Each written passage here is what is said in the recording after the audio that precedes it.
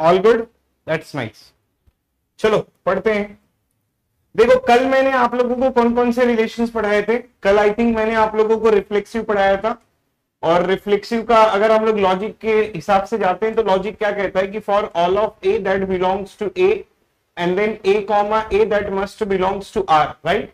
उसके बाद में फिर हम लोग सिमेट्रिक पढ़े थे, और फिर सिमेट्रिक का हम लोगों ने ये देखा था कि सिमेट्रिक का रिलेशन ये होता है कि for all of A for all of B such that a comma b that belongs to R and then it will be implying कि b comma a that also belongs to R। उसके बाद में फिर हम लोगों ने irreflexive देखा था। इररिफ्लेक्सिव में ये था for all of a that belongs to R and then a comma a that does not belongs to R। ठीक है, तो अगर इसका हम लोग टोटल नंबर ऑफ रिलेशंस के बारे में भी बात करेंगे कि टोटल नंबर ऑफ रिलेशंस क्या होते हैं, तो एक्चुअली बार बार याद करने की कोई जरूरत नहीं है। हम लोग सिर्फ ना वो मैट्रिक्स भी अगर आपको याद रहेगा तो मैट्रिक्स में भी हम लोग कर सकते हैं। जैसे कि रिफ्लेक्सिव के बारे में बात करूंगा तो रिफ्लेक्सिव में क्या होगा कि डायगोनल जो एलिमेंट है उनके पास में एक ही चॉइसेस होगा कि वो प्रेजेंट होंगे, और नॉन डायगोनल एलिमेंट्स जो होंगे उनके पास में दो चॉइसेस होंगे। तो इसीलिए इसका जो टोटल नंबर ऑफ होगा that will be 2 of n square minus n। Irreflexive के हिसाब से क्या होगा कि इसका जो डायगोनल होगा वो बेसिकली एब्सेंट होगा, और उसके बाद में नॉन डायगोनल के पास में दो चॉइसेस होंगे, इसलिए 2 of n square minus n। Symmetric में क्या कहता है कि जो डायगोनल होंगे उनके पास में दो चॉइसेस होंगे। जब डायगोनल के पास में दो चॉइसेस होंगे तो ये मैं लिख सकता हूं 2 रेज टू n, और फिर उसके बाद में क्या होता है कि बॉक्सेस के पास में दो चॉइसेस होते हैं। तो जब बॉक्सेस के पास में दो चॉइसेस होंगे तो it will be 2 of n square minus n divided by 2। ठीक है, ये हो गया आपकी टोटल नंबर ऑफ रिलेशंस। तो ये हो गया हमारे रिफ्लेक्सिव, सिमेट्रिक और irreflexive, and I don't think किसी बच्चे को इसमें कोई भी प्रॉब्लम है। एक तो लॉजिक वाला आपको याद रखना है। तो शुरू में हम लोग क्या करते हैं मालूम है, शुरू में हम लोग लॉजिक पहले पढ़ते हैं, और लॉजिक जब अगर एक बार समझ में आ जाता है तो फिर उसके बाद में हम लोग क्या करते हैं, हम लोग ना खुद का एक इंटरप्रिटेशन बनाते हैं, खुद का एक स्टेटमेंट बनाते हैं, खुद का एक मतलब खुद का एक जनरल नॉलेज बना लेते हैं। अगर हम लोग जनरल नॉलेज के बारे में मैं बात करूं तो अगर मैं बोलूं कि रिफ्लेक्सिव कैसा दिखता होगा, अगर आपसे मैं पूछूं कि रिफ्लेक्सिव कैसा दिखता होगा तो आप बोलोगे कि सर रिफ्लेक्सिव में ये होगा कि डायगोनल एलिमेंट्स जो होते हैं वो बेसिकली आने चाहिए, मतलब 1 1 2 2 3 3 आना ही चाहिए, बाकी का आए या ना आए। तो इसको हम लोग ना दूसरे तरीके से भी समझ सकते हैं कि it demands the diagonal element. ठीक है, it demands diagonal element, it demands the diagonal element. ठीक है, तो ये कैसे आया मालूम है, ये हमको पहले हम लोगों ने लॉजिक सीखा, लॉजिक सीखने के बाद में फिर बहुत सारी चीजें हमने सीखी, उसके बाद में हम लोगों ने ये चीज we have come it out कि भाई रिफ्लेक्सिव जो होगा, जब हम लोगों ने ट्राई किया तो फिर हमें ये पता चला कि ये जो रिफ्लेक्सिव क्या करता है बेसिकली। अगर आप रिफ्लेक्सिव को हम लोग लॉजिक से सॉल्व किए और उसके बाद में बहुत सारा जब रिफ्लेक्सिव लिखे तो उसमें ये पता चला कि 1 1 2 2 3 3 जो होगा वो आना ही चाहिए। अगर आपका सेट में 1 2 3 एलिमेंट है तो 1 1 2 2 3 3 होगा। अगर सेट में 1 2 3 4 एलिमेंट है तो 1 1 2 2 3 3 4 4 होगा। अगर सेट में 5 एलिमेंट है 1 2 3 4 और 5 तो 1 1 2 2 3 3 4 4 और 5 5 होगा। समझे? तो ये रिफ्लेक्सिव का है कि डिमांड से डायगोनल। अगर मैं सिमेट्री का थोड़ा सा अगर इंग्लिश में बोलूं कि ये क्या होता है तो मैं यहां पर लिखूंगा कि it does not have any problem with the same element but it demands the flipping. ठीक है, ये क्या करता है, इट डिमांड्स फ्लिपिंग। ये फ्लिपिंग के लिए क्या करता है, डिमांड करता है, and but it allows same element. ठीक है, it allows the same element.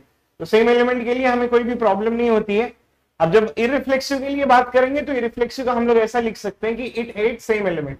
ठीक है, it hates same element, that will be related to what, that will be related to irreflexive. तो ये जो कॉन्सेप्ट हो गया जिसको हम लोग, मैं लॉजिक भी आप लोगों को बता दिया और लॉजिक भी हम लोगों को समझ में आ गया, और उसके बाद में नंबर ऑफ रिलेशंस भी समझ में आ गए, और फिर लॉजिक तो समझ में आ गए, उसका इंग्लिश इंटरप्रिटेशन भी समझ में आ गया। तो ये था आपका कल का लेक्चर। तो जो लोगों ने लेट ज्वाइन किया, अभी तक मैंने कुछ भी नहीं पढ़ाया, अभी तक सिर्फ मैंने वो कल का डिस्कशन ही कर रहा था। तो चलते हैं आज के डिस्कशन के बारे में। एक बार रेडी लिख दो, then we will start with the today discussion.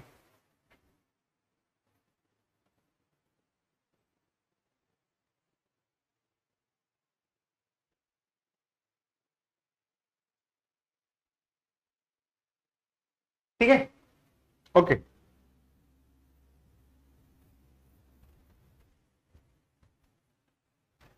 That's nice. अब कोई भी बात नहीं करेगा, अब सब लोग सिर्फ सुनेंगे कि मैं क्या पढ़ाने वाला हूं। आज का भी टॉपिक इंपॉर्टेंट है, तो इसको भी एक बार समझ लेते हैं।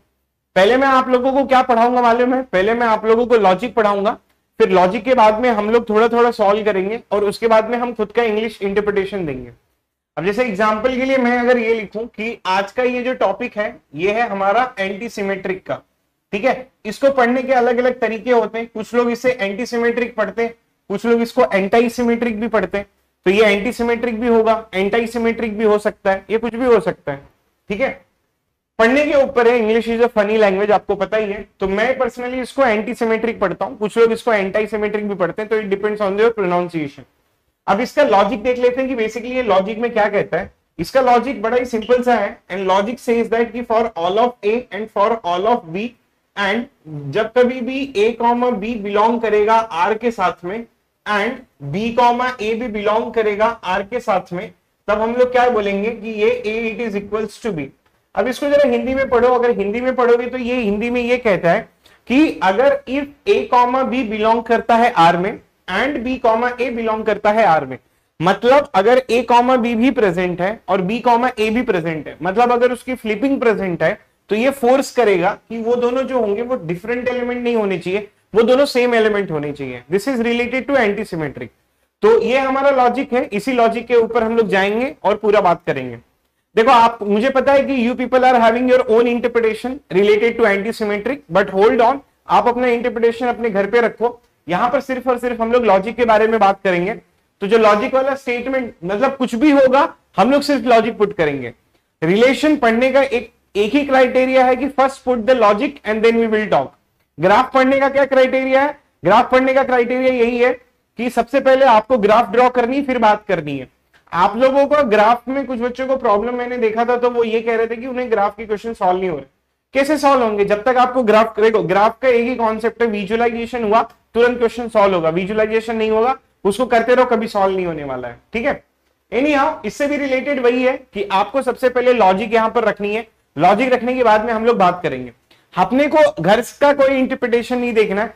आप लोग अभी तक क्या पढ़ के आए हो एंटी सिमेट्रिक में, मुझे कोई उससे मतलब नहीं है। बस मेरा कॉन्सेप्ट यही है कि एंटी सिमेट्रिक जब वाला कॉन्सेप्ट आएगा, आपको यहां पर लॉजिक रखनी है। अब जैसे मैं फर्स्ट वाला रिलेशन लिखता हूं कि लेट्स कंसीडर कि ये रिलेशन जो है वो एम्प्टी रिलेशन है, तो मुझे ये चेक करना है कि क्या ये एंटी सिमेट्रिक होगा या नहीं होगा। मैं क्या करूंगा, कुछ भी बात नहीं करूंगा, मैं लॉजिक रख दूंगा। अभी लॉजिक ये कहता है कि a comma b that belongs to R and B comma A that also belongs to R, and then it will implies कि भाई a it is equals to b होना चाहिए। अब अगर आप देखोगे तो इसमें कोई भी एलिमेंट नहीं है। जब अगर कोई भी एलिमेंट नहीं होगा तो ये वाला जो स्टेटमेंट होगा ये बेसिकली क्या हो जाएगा, फॉल्स हो जाएगा। और ये वाला स्टेटमेंट क्या होगा, ये भी बेसिकली फॉल्स हो जाएगा। तो false and false, left side के पूरे एलिमेंट क्या हो जाएंगे, फॉल्स हो जाएंगे। अगर फॉल्स ने अगर किसी चीज को इंप्लाई कर दिया तो पूरा का पूरा स्टेटमेंट क्या हो जाएगा, मेरा ट्रू हो जाएगा। तो अगर कोई पूछेगा कि क्या ये एंटी सिमेट्रिक होता है, तो आप बोलो कि हाँ भाई ये एंटी सिमेट्रिक होता है। क्यों एंटी सिमेट्रिक होता है? क्योंकि वो ये कहते हैं कि देखो अगर ये फ्लिपिंग हुआ तब सेम एलिमेंट आना चाहिए, लेकिन यहां पर फ्लिपिंग ही नहीं हो रहा है। तो कंडीशंस क्या कहती है, लॉजिक की कंडीशंस क्या कहती है? लॉजिक की कंडीशन कहती है कि देखो अगर फ्लिप हुआ तो सेम एलिमेंट आना चाहिए, लेकिन फ्लिप ही नहीं हो रहा है। जब फ्लिप ही नहीं हो रहा है तब हम बोल सकते हैं कि एंटी सिमेट्रिक है। अच्छा, ये एक ऐसा रिलेशन है जो आपका एक ही टाइम पे इररिफ्लेक्सिव भी है, सिमेट्रिक भी है, एंटी सिमेट्रिक भी है। रिफ्लेक्सिव नहीं है। रिफ्लेक्सिव के लिए क्या होता है, डायगोनल का डिमांड होता है। तो ये अगर एम्प्टी रिलेशन, कोई मुझसे पूछेगा कि सर एम्प्टी रिलेशन क्या रिफ्लेक्सिव होगा, मैं बोलूंगा एम्प्टी रिलेशन रिफ्लेक्सिव नहीं होता है। रिफ्लेक्सिव छोड़ के बाकी दुनिया का वो सारा रिलेशन होगा, ठीक है। जहां जहां कहीं पर भी इंप्लीकेशन आएगा, अगर कहीं पर भी इंप्लीकेशन आएगा तो ये इसको वैक्यूअसली प्रूफ कर देगा। मतलब जहां कहीं पर भी इंप्लीकेशन होगा, लेफ्ट साइड आपका हमेशा फॉल्स होगा। अगर मैं नेक्स्ट टाइम अगर कोई भी रिलेशन लिखता हूं जिसमें अगर मैं इंप्लीकेशन डाल दिया, तो इंप्लीकेशन में आप देखोगे कि भाई अगर एम्प्टी रिलेशन सर ने लिया है तो लेफ्ट साइड में अगर कोई भी एलिमेंट नहीं होगा, जब लेफ्ट साइड में कोई भी एलिमेंट नहीं होगा तो 100% ये लेफ्ट साइड को फॉल्स बना देगा। और अगर फॉल्स ने किसी चीज को इंप्लाई कर दिया तो पूरे का पूरा स्टेटमेंट आपका क्या हो जाएगा, ट्रू हो जाएगा। तो इसलिए मैं बोल सकता हूं कि ये जो रिलेशन होगा ये क्या हो जाएगा, आपका एंटी सिमेट्रिक हो जाएगा। अब चलते हैं दूसरे वाले रिलेशंस के ऊपर। अब जैसे मैं अगर ये R2 लिखता हूं, अब ये R2 में मैंने क्या किया, मैं सिर्फ 1 और 2 लिखता हूं। सिर्फ मैंने 1 और 2 लिखा है, और इसको 1 और 2 बाद में लेते हैं। पहले मैं सेम एलिमेंट ले लेता हूं कि लेट्स कंसीडर कि ये 1 हो गया और ये 1 हो गया। अगर मुझे सेम एलिमेंट लेना है तो मैं चेक करूंगा कि क्या ये सेम एलिमेंट मेरा एंटीसिमेट्रिक होगा नहीं होगा। पहले हमको क्या करना है, हमको लॉजिक लेना है, उसके बाद में ही हम बात करेंगे। लॉजिक नहीं है तो कुछ भी हम बात नहीं करेंगे।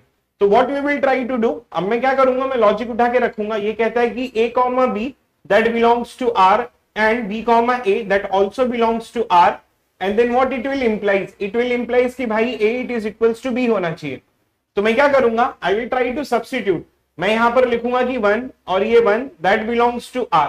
अब यहां पर देखना कि a की वैल्यू क्या आ गई, आपको a की वैल्यू आ गई 1, और फिर अगर मैं b की वैल्यू चेक करूंगा तो b की वैल्यू जो है वो 1 है, एंड फिर b की वैल्यू क्या हो गई 1 हो गई, फिर a की वैल्यू क्या हो गई 1 हो गई। तो 1 and 1 that also belongs to r, and then it is implies कि 1 इट इज इक्वल्स टू 1। अब चेक करते हैं लॉजिक। लॉजिक ये कहता है कि 1 कॉमा 1 बिलोंग करता है r में, डेफिनेटली 1 कॉमा 1 बिलोंग करता है r में, तो ये स्टेटमेंट आपका ट्रू है।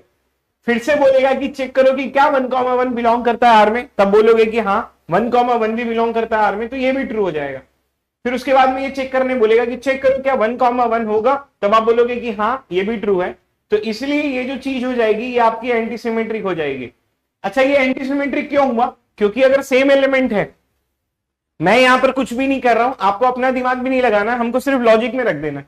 लॉजिक क्या कहता है, लॉजिक ये कहता है कि अगर देखो फ्लिपिंग हुआ, अगर इसको आपको विजुअलाइजेशन में लेना है तो विजुअलाइजेशन में हम इसको ऐसा ले सकते हैं कि जब जब फ्लिपिंग होगा तब तब वो सेम एलिमेंट हो जाएगा। लेकिन यहां पर क्या हो रहा है, यहां पर फ्लिपिंग ही नहीं हो रहा है, यहां पर सिर्फ 1 कॉमा 1 प्रेजेंट है, तो ये वैक्यूअसली ये भी इसके लिए ट्रू कर देगा। तब अगर मैं बोल सकता हूं कि क्या ये एंटीसिमेट्रिक होगा, definitely it will become your antisymmetric and we do not have any problem related to that.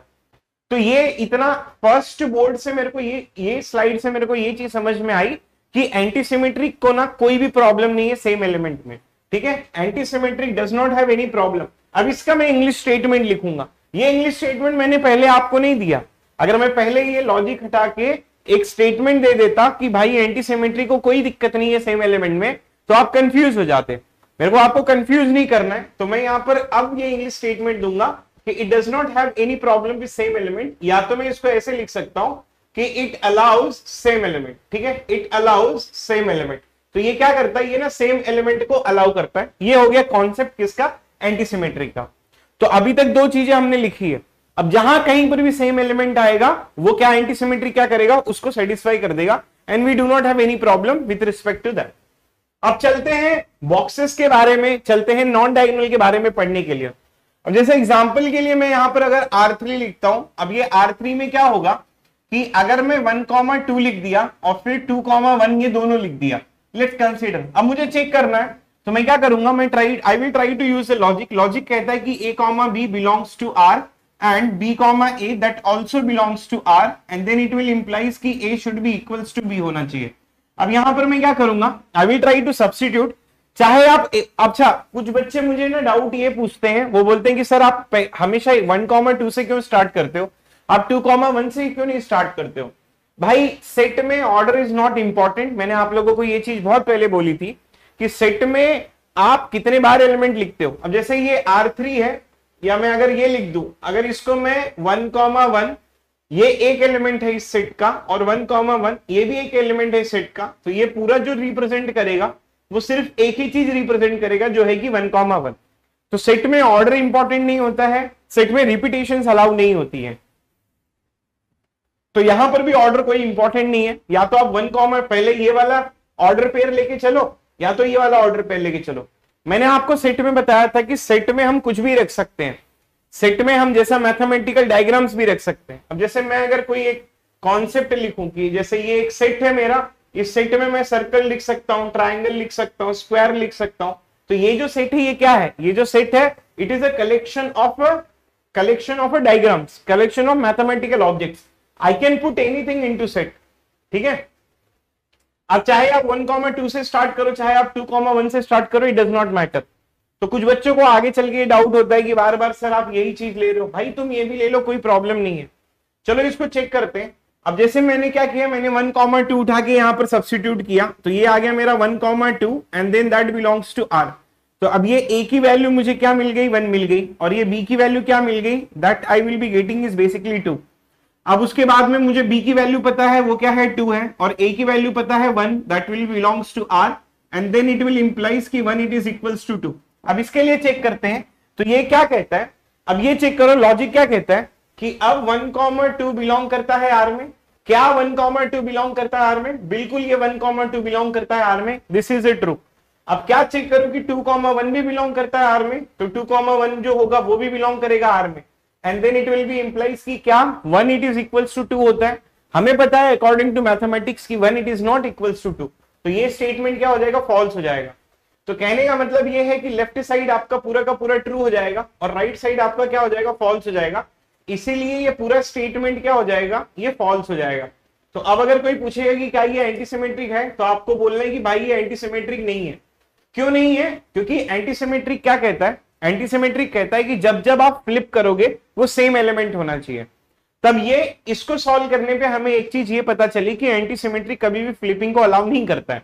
तो अगर फ्लिपिंग का मतलब आप लोग समझ रहे हो, जैसे कि मैं अगर बोलूं 1 2, तो उसका फ्लिपिंग होगा 2,1। इसको फ्लिपिंग में मैं अपने लैंग्वेज में बोलता हूं, ये किताबों में नहीं लिखा हुआ है, ठीक है, समझने के लिए आपसी भाषा में। तो ये 1 2 लिखा है और 1 2 का फ्लिपिंग जो है वो बेसिकली 2,1 है। तो मैं बोल सकता हूं, ठीक है, मैं ये बोल सकता हूं कि जब कभी भी 1,2 आएगा आपका, तो अगर 1,2 के साथ में ये फ्लिपिंग भी कर रहे हैं 2,1, तब वो फोर्स करेगा। मतलब जैसे ही आप फ्लिप करोगे ना, एंटीसिमेट्रिक फोर्स करना चालू करेगा कि देख बेटा फ्लिप किया तो मार डालूंगा, अगर तूने फ्लिप किया तो सेम एलिमेंट होना चाहिए। पहली बात तो ये कि तू फ्लिप मत कर, अगर तूने फ्लिप किया तो सेम एलिमेंट होना चाहिए। अब जैसे यहां पर मैं लिखूं ये 1,1 है, 1,1 के लिए अलाउ करेगा, मतलब अगर आप समझो यहां पर 2 1,1 लिखा हुआ है, ठीक है, 2 1,1 लिखा है, एक ये हो गया एक ये हो गया और ये सेम करता है, बट यहां पर ये फ्लिपिंग के लिए तो स्पेशली मना कर देता है। तो सर मेरा डाउट ये है कि अगर फ्लिपिंग नहीं आए तो क्या वो एंटीसिमेट्रिक होगा? देखो बोलता तो ये यही है, लेकिन लॉजिक के हिसाब से हम लोग चलते हैं और लॉजिक क्या कहता है उसके हिसाब से we will try to find it out. अब जैसे लॉजिक ये कहता है, अब मैं अगर ये बोलूं कि R4, इसमें देखो मैं ना फ्लिपिंग नहीं लेके आ रहा, एक भी फ्लिपिंग नहीं है, सिर्फ मैं हस्बैंड को लेके आ गया, सिर्फ मैं एक नॉर्मल 1 2 को लेके आ गया। अब लॉजिक लगाऊंगा और लॉजिक चेक करूंगा, ये कहता है कि A, B that belongs to R and B, A that also belongs to R and then it will implies कि A it is equals to B होना चाहिए। अब लॉजिक में ये उठा के रख दो, अब आप ये रखोगे तो ये बोलेगा कि देखो 1, 2 that belongs to R, ठीक है। अब B, A फ्लिपिंग नहीं आया है, तो ये वाला स्टेटमेंट क्या हो जाएगा, फॉल्स हो जाएगा। अब ये देखो, अब मैंने आपको लॉजिक में एक चीज बताई थी कि देखो एंड होता है वो फॉल्स से हेट करता है, ठीक है। तो अब ये क्या होगा कि एंड हेट फॉल्स, तो ये पूरा का पूरा जो लेफ्ट साइड हो जाएगा वो फॉल्स हो जाएगा, और फॉल्स ने अगर किसी चीज को इंप्लाई कर दिया तो पूरा का पूरा स्टेटमेंट क्या हो जाएगा, आपका ट्रू हो जाएगा। तो अगर सिर्फ 1, 2 होगा तो ये एंटीसिमेट्रिक इसके लिए क्या करेगा, अलाउ कर देगा। So that will be related to what, that will be related to antisymmetric. तो दो चीजें हमें यहां पर समझ में आई। अगर मैं हिंदी में बोलूं तो एंटीसिमेट्रिक को सेम एलिमेंट से कोई दिक्कत नहीं होती है और ये फ्लिपिंग के लिए मना कर देता है। सिमेट्रिक में क्या होता है, अगर मैं डिफरेंशिएट करूं सिमेट्रिक और एंटीसिमेट्रिक, तो सिमेट्रिक क्या करता है, वो भी सेम एलिमेंट को अलाउ करता है, डायगोनल को अलाउ करता है। एंटीसिमेट्रिक वो भी सेम एलिमेंट को अलाउ करता है, डायगोनल को अलाउ करता है। सिमेट्रिक में फ्लिपिंग डिमांड करता है, फ्लिपिंग आना ही चाहिए, अगर आएगा तो दोनों आएगा, नहीं आएगा तो कोई दिक्कत नहीं है। लेकिन एंटीसिमेट्रिक में क्या कहता है कि भाई देख मेरे को ना यहां पर फ्लिपिंग चाहिए ही नहीं, मतलब फ्लिपिंग से मुझे हेट है।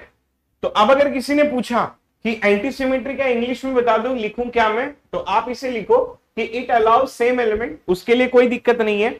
दूसरी चीज ये है कि इट डज नॉट अलाउज और it does not allows the flipping, ठीक है, it does not allows flipping, it does not allows flipping. अब ये कॉन्सेप्ट हमारा एकदम पक्का हो गया कि भाई हमको फ्लिपिंग यहां पर चाहिए नहीं, सेम एलिमेंट के लिए कोई दिक्कत नहीं है। तो अब ना आप घर बैठे फ्लिपिंग मतलब घर बैठे एंटीसिमेट्रिक बना सकते हो। अब जैसे मैं अगर ये बोलूं कि लेट्स कंसीडर ये R5 है, अब ये एम्प्टी है तो ये एंटीसिमेट्रिक हो जाएगा। अब ये R6 है, लेट्स कंसीडर कि 2, 2, let's consider 1, 1 symmetric, same element को अलाउ करता है, कोई प्रॉब्लम नहीं होती है। अब ये R7 है, अब जैसे मैंने लिख दिया कि 2, 3, अब इसका फ्लिपिंग नहीं करवा रहा हूं तो कोई दिक्कत नहीं है। 1, 1 इसके लिए भी कोई दिक्कत नहीं, 2, 2 इसके लिए भी कोई दिक्कत नहीं, 3, 3 इसके लिए भी कोई दिक्कत नहीं है। अब 1, 3 इसके लिए भी कोई दिक्कत नहीं है। अब हर एक एलिमेंट को हम लोग चेक करेंगे। पहले 2, 3 आया तो चेक करो क्या इसका फ्लिपिंग है, ठीक है। अब 2, 3 है तो चेक करो क्या इसका फ्लिपिंग है। तो आप बोलोगे कि सर कहीं पर भी फ्लिपिंग नहीं, तो इसके लिए क्या हो गया, वैलिड हो गया। सेम एलिमेंट के लिए कोई प्रॉब्लम नहीं, सेम एलिमेंट के लिए कोई प्रॉब्लम नहीं है, 1,3 इसका भी कहीं पे फ्लिपिंग नहीं है, तो ये भी अलाउ करेगा। तो ये वाली चीज भी आपकी क्या हो जाएगी, एंटी सिमेट्रिक हो जाएगी। ठीक है, रिपीटेड एलिमेंट नहीं अलाउ होता है सौरभ, ये सेट है। ठीक है, अब अगर मैं R8 के बारे में बात करूं, अब ये R8 के लिए सिर्फ मैं अगर 2 3 लिखूं, अब आपसे पूछूंगी क्या ये एंटी सिमेट्रिक होगा, तो आप बोलोगे कि यस सर ये एंटी सिमेट्रिक होगा। क्यों होगा, क्योंकि फ्लिपिंग अलाउ नहीं कर रहा है। अब अगर मैं R9 लिखूं, जस्ट सिंपल में 1 3 लिखूं, तब अगर मैं आपसे पूछूं कि क्या ये एंटी सिमेट्रिक होगा, R9 बोलोगे कि डेफिनेटली सर ये एंटी सिमेट्रिक होगा। क्यों नहीं हो, क्यों होगा, क्योंकि भाई ये फ्लिपिंग अलाउ नहीं कर रहा है। अब जैसे मैं अगर यहाँ पर R10 लिखूं, अब जैसे मैंने यहाँ पर सिंपल लिखा 1,1, तो 1,1 के लिए कोई दिक्कत नहीं, 2,2 के लिए भी कोई दिक्कत नहीं। अब मैंने 1 2 और 2 1 यहाँ पर लिख दिया, अब एंटी सिमेट्रिक यहाँ पर गुस्सा हो जाएगा, वो बोलेगा कि मैंने कितने बार बोला था आपको मना करने के लिए, लेकिन आप जो है वो यहाँ पर ले आ रहे हो उसे। इसके लिए वैलिड होगा, इसके लिए वैलिड होगा, इसके लिए वैलिड नहीं होगा। That is why it is not anti symmetric, that is why it is not anti symmetric. तो पूरा समरी इसका यही है। ठीक है, पूरा समरी इसका यही है कि हम लोग जब कभी भी बात करेंगे कि एंटी सिमेट्रिक सेम एलिमेंट को अलाउ करता है और फ्लिपिंग सेम एलिमेंट को अलाउ करेगा, फ्लिपिंग, ठीक है, फ्लिपिंग को हम लोग क्या करेंगे, यहां पर अलाउ नहीं कराते। तो ये था कॉन्सेप्ट एंटी सिमेट्रिक का। आप मुझे बता दो समझ में आ गया? अगर ये चीज समझ में आ गई है तो मैं आपको टोटल नंबर सिखा देता हूं।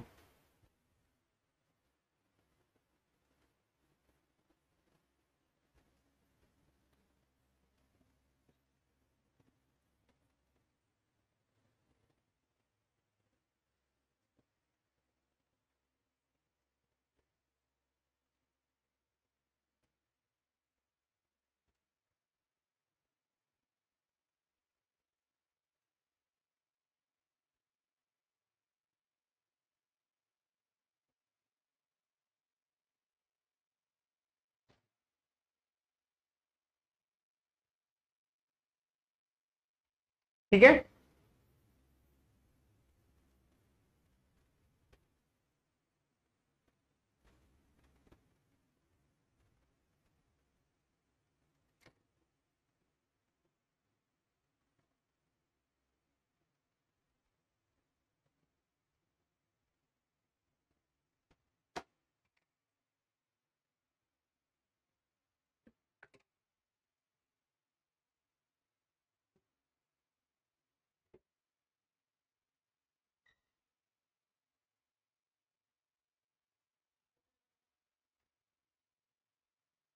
R4 के पीछे क्या पड़े हो? R4 कुछ नहीं करना है। अब ये देखो R4 में 1,2 है, मैंने क्या किया, मैंने यहां पर कुछ नहीं किया, मैंने डायरेक्ट आप लोगों का लॉजिक लिख दिया। मैंने लॉजिक लिखा कि a comma b that belongs to r and b comma a that belongs to r and then it will implies a it is equals to b। अब मैंने क्या किया, मैंने ये 1,2 उठा के यहां पर रख दिया। तो जब मैंने 1,2 या उठा के यहां पर रख दिया, फिर मैं ये चेक किया कि क्या इसका फ्लिपिंग अवेलेबल है या नहीं है। तो फ्लिपिंग क्या बोले, यहां पे कुछ सोचना ही नहीं है आप लोगों को। आप लोगों को क्या करना है, आप लोगों को सिर्फ ये लॉजिक में उठा के रखना है। लॉजिक में जब बार बार उठा के रखोगे तो अपने आप हम लोगों को ना एक यहां पर मालूम है भाई, पहले संगम पूछ, पहले सुन तो ले यार। ठीक है, अब मैं क्या बोल रहा हूं कि b कॉमा ए है ही नहीं है यहां पर। जब b कॉमा ए ही नहीं है, मैं तो अभी राइट साइड जा ही नहीं रहा हूं, मैं तो लेफ्ट साइड के बारे में बात कर रहा हूं। अब ये लेफ्ट साइड में b कॉमा ए बिलोंग करता है आर में, ये कहता है कि b कॉमा ए बिलोंग करना चाहिए, लेकिन b कॉमा ए है ही नहीं है, तो ये स्टेटमेंट मेरा फॉल्स हो जाएगा। जैसे ही ये स्टेटमेंट फॉल्स हो जाएगा, एंड को देख लेगा, ये लेफ्ट साइड को फॉल्स बना देगा। फॉल्स क्या करेगा, इंप्लाई करेगा। मैं राइट साइड में गया ही नहीं, राइट साइड क्यों जाऊंगा मैं? ठीक है, मैं राइट साइड जाऊंगा मैं राइट साइड जाऊंगा ही नहीं, तो फॉल्स क्या करेगा, इंप्लाई कर देगा। ठीक है, ये क्या चल रहा है फॉल्स, फॉल्स क्या करेगा, इंप्लाई कर देगा। अब फॉल्स ने अगर इंप्लाई कर दिया तो पूरा का पूरा स्टेटमेंट जो हो जाएगा वो क्या हो जाएगा, ट्रू हो जाएगा। समझ में आ गया? तो इस तरीके से we can try to find it out कि कौन सा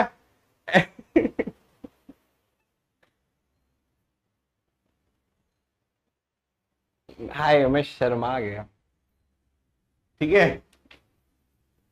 अरे भाई पढ़ा लेने दो यार,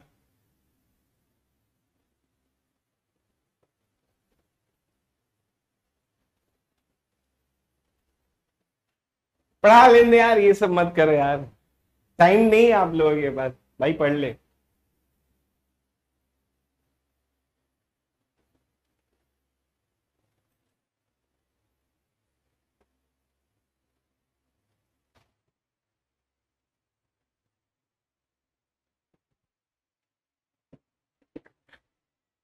ए पढ़ लेते यार।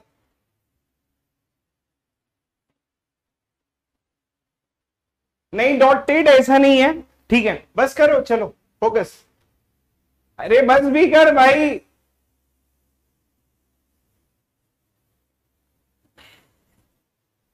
ठीक है बस कर, पढ़ ले। तो अब देखो, अब ना टोटल नंबर ऑफ एंटीसिमेट्रिक अपने को कैलकुलेट करना है। तो टोटल नंबर ऑफ, ठीक है ठीक है, टोटल नंबर ऑफ एंटीसिमेट्रिक जब मेरे को कैलकुलेट करना होगा तो मैं कैसे कैलकुलेट करूंगा। देखो मैंने दो चीजें यहां पर जो है ना वो कैलकुलेट करके लेके आया है, और वो ये लेके आया है जब कभी भी हमारे पास में एंटीसिमेट्रिक होता है तो मैंने आप लोगों को क्या बोला कि antisymmetric it allows same element. अच्छा आप लोग कभी भी ये क्या करना मालूम है, आप लोग ना ऐसा कभी भी इंग्लिश स्टेटमेंट में जैसे ये लिख रहा हूं, ये आप लोग डायरेक्टली मत लिखना, ठीक है। आप क्या करना मालूम है, आप ना हमेशा पहले लॉजिक यूज करना, उसके बाद में फिर ये स्टेटमेंट लिखना। तो एंटीसिमेट्रिक व्हाट ये क्या करता है, it allows the same element, ठीक है, ये सेम एलिमेंट को अलाउ करता है। और दूसरी चीज क्या है, it does not allows the flipping, ठीक है, it does not allows flipping. अब अगर सब लोग यहां पर कंफर्म हो गए हो ना, तो मैं यहाँ पर टोटल मेरे को कैलकुलेट करने में बड़ा इजी होगा। अब जैसे मैं एग्जांपल के लिए मैं बोलूं कि it allows the same element, अब जैसे एग्जांपल के लिए आप ये चेक करो, अब मैंने अगर R1 लिखा तो ये सिर्फ मैंने अगर 1 2 लिखा है, यहां पर देखना अगर मैंने 1 2 लिखा है तो ये अलाउ कर देगा क्योंकि यहां पर फ्लिपिंग नहीं है। अब जैसे मैं अगर R2 लिखूंगा, ठीक है, यहां पर मैं अगर 2 1 लिखूंगा तो ये भी क्या करेगा, ये भी अलाउ कर देगा। अब अगर मैं यहां पर R3 लिखूंगा और R3 में मैंने कुछ भी नहीं लिखा है तो भी ये अलाउ कर देगा। अब ना हम लोग ये चेक करते हैं फ्लिपिंग के बारे में। फ्लिपिंग के बारे में क्या है कि 1 2 को अलाउ कर रहा है, 2 1 को अलाउ कर रहा है। अब 1 2 और 2 1 अगर दोनों नहीं आ रहे तो भी उसको अलाउ करेगा। तो जब आप इसको देखोगे ना, ठीक है, ये क्या करेगा मालूम है, ये ना बॉक्सेस के बारे में बात कर रहा है, और ये हो गया 1 2 आपका और ये हो गया 2 1 आपका। अब इस बॉक्स के पास में कितनी पॉसिबिलिटी, जरा उसको हम लोग चेक करते हैं। देखो अगर सिर्फ 1 2 ये आपका प्रेजेंट हुआ ना, तो अगर सिर्फ ये भी प्रेजेंट हुआ, 1 2 प्रेजेंट हुआ तो ये क्या होगा, एंटीसिमेट्रिक होगा। अगर 2 1 भी आपका प्रेजेंट होता है तो भी ये क्या हो जाता है, ये एंटीसिमेट्रिक हो जाता है। और अगर टोटल बॉक्सेस जो हैं वो अगर एब्सेंट हो जाते तो भी ये एंटीसिमेट्रिक होता है। तो हर एक बॉक्स के पास में कितनी पॉसिबिलिटी आ रही है, 3 केसेस आ रहे हैं। इस बॉक्स में क्या हो रहा है, या तो देखो हस्बैंड जा रहा है शादी में, या तो वाइफ जा रही है शादी में, या तो दोनों के दोनों नहीं जा रहे हैं शादी में, ठीक है। ये एक कॉम्बिनेट्रिक्स का क्वेश्चन हो गया। ऐसा हो गया कि समझो कि एक शादी है जहां पर फैमिली को जानी है, कंडीशन ये है कि हस्बैंड अलग नहीं जा सकता है, हस्बैंड जो है मतलब दोनों साथ में नहीं जा सकते, तो कितने केसेस बनेंगे। तो यहां पर क्या होगा, इसमें जो बेसिकली कितने केसेस आ रहे हैं, या तो सिर्फ ये अगर 1 2 ये आपके सामने लिखा हुआ है, या तो अगर 1 2 प्रेजेंट हो तो भी एंटीसिमेट्रिक होगा, 2 1 अगर प्रेजेंट होगा तो भी एंटीसिमेट्रिक होगा। अगर दोनों के दोनों एब्सेंट होते हैं तो कितनी पॉसिबिलिटी आएंगी, 3 पॉसिबिलिटी आएंगे। अब चलते हैं इसको कैलकुलेट करते हैं। अब जैसे मैं अगर यहां पर लिखता हूं कि let's consider A and this A is having how many elements, this 1 this 2 and then this 3। अब अगर मैं ये ए क्रॉस ए लिखता हूं, let's try to write it down, तो यहां पर आ गया 1 1 and this you will be getting 2 2, this you will be getting 3 3 and then you will be getting 1 2, this will be getting 2 1, और ये हो गया आपका 1 3, ये हो गया आपका 3 1, ये हो गया आपका 2 3, ये हो गया आपका 3 2, ठीक है। अब देखो टोटल नंबर ऑफ एलिमेंट्स कितने हैं मेरे पास में। अब ये टोटल नंबर ऑफ एलिमेंट्स जो होगा वो n स्क्वायर एलिमेंट्स आ जाएंगे, कहां से यहां तक, उसमें से ये इतने एलिमेंट जो होंगे वो n हो जाएंगे, ठीक है। और जो बचे इतने एलिमेंट्स जो होंगे वो होंगे n स्क्वायर माइनस n, यहां से लेके यहां तक।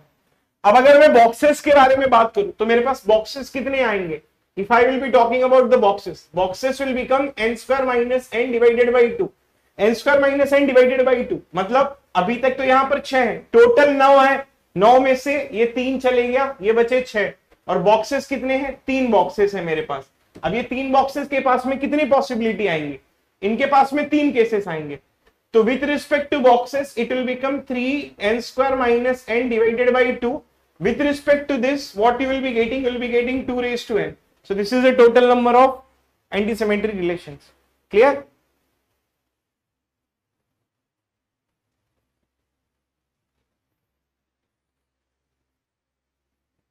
Two power n, 3 raised to n square minus n divided by 2.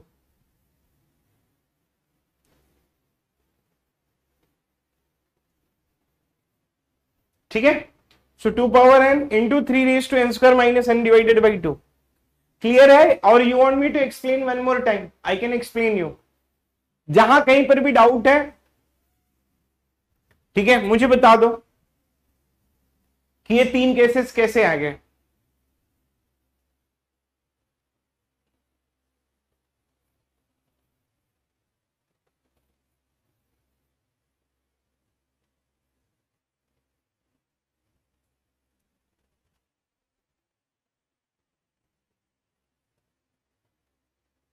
तीन केसेस कैसे आ गए? चलो तीन केसेस के बारे में बात करते हैं। अब जैसे मैं अगर बोलूं, ठीक है, तीन एलिमेंट है ए बी और सी, ठीक है, ध्यान से सुनना। अब अगर मैं इसके बारे में बोलूं कि इसके पास में तीन केसेस हैं, ठीक है, तीन केसेस का मतलब या तो 0 लिख सकता हूं, 1 लिख सकता हूं, 2 लिख सकता हूं। सेम बी के लिए भी, पहले दो के लिए चेक कर लेते हैं। बी के लिए भी तीन केसेस है, या तो 0, या तो 1, या तो 2। तो total cases will become 3 square, that will be 3 square, you will be getting 9 as the answer. तो होगा क्या कि जब मैं 0 लिखूंगा तो यहां पर 0 लिख सकता हूं, 0 के साथ 1 लिख सकता हूं, 0 के साथ 2 लिख सकता हूं। अगर मैंने 1 लिखा तो 1 के साथ 0 लिख सकता हूं, 1 के साथ 1 लिख सकता हूं, 1 के साथ 2 लिख सकता हूं। अगर 2 लिखा तो 2 के साथ में 0, 2 के साथ में 1, 2 के साथ में 2। ये टोटल 9 केसेस होते हैं, ठीक है। अब क्या होगा, ये तो तीन केसेस इसके हो गए, तीन केसेस इसके हो गए। लेट्स टॉक अबाउट कि अब इसको, ये तो मैंने 0 1 2 के फॉर्मेट में बता दिया तीन केसेस। अब मैं ना सिर्फ दो बॉक्सेस लेता हूं। लेट्स कंसीडर कि अगर मैंने दो बॉक्सेस लिए, ये 1 2 ले लिया और फिर बाद में ये 2 1 ले लिया, फिर मैं एक और बॉक्स लेता हूं। लेट्स कंसीडर कि ये वाले बॉक्सेस में, इसमें क्या लिया मैंने, यहां पर 1 3 ले लिया और फिर मैंने 3 1 ले लिया, ठीक है। फिलहाल के लिए सिर्फ यही बॉक्सेस के बारे में बात करता हूं। देखो, अगर ये वाला आपका प्रेजेंट होता है तो इसको आप लोग 0 कंसीडर कर लो, इसको 1 कंसीडर कर लो, टोटल को 2 कंसीडर कर लो। या ये देख सकते हैं, देखो तीन केसेस हैं, या अगर सिर्फ 1 2 प्रेजेंट हो, जैसे अगर 1 2 प्रेजेंट है तो ये आ सकता है, या तो अगर 2 1 प्रेजेंट है तो ये आ सकता है, या तो कुछ भी नहीं आ सकता है। तो ये तीन केसेस हैं, ये with respect to this boxes. इसको मैं क्या कंसीडर कर लेता हूं, 0, इसको मैं कंसीडर कर लेता हूं 1, इसको मैं कंसीडर कर लेता हूं 2। सेम सिचुएशन यहां पर भी है। अभी आया समझ में, या और भी डिटेल में जाऊं?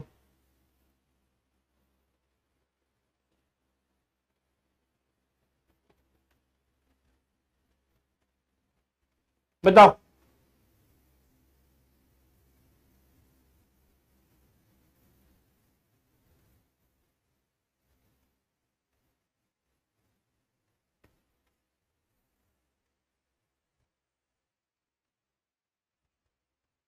क्लियर है ना?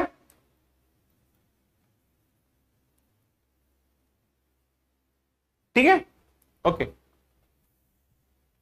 तो total number of relations will become what, total number of relations will become कि,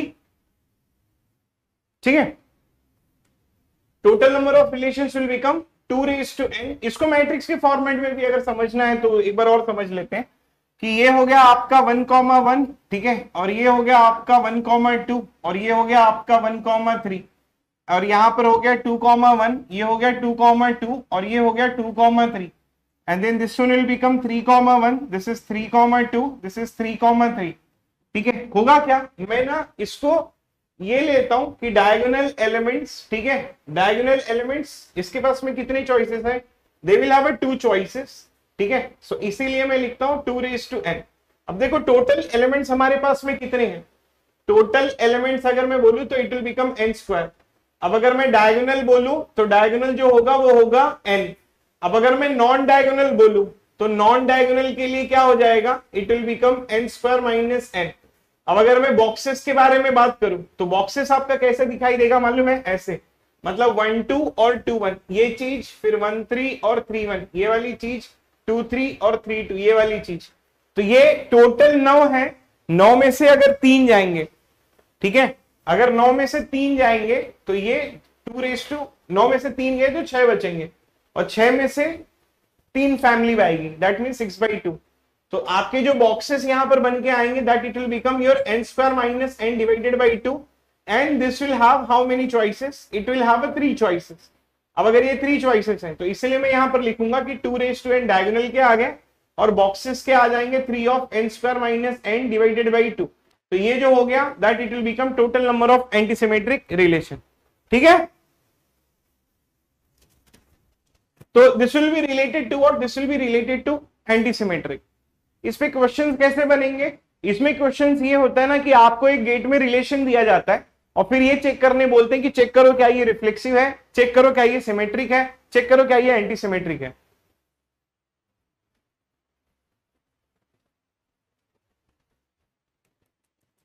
सर इसको हम ऐसे लॉजिक लगा सकते हैं, एंड वाला दोनों नहीं है तो एंड वन होगा तो फिर ट्रू, और दोनों पता नहीं आइरिस, मैं समझ में नहीं आया तुम्हारा statement.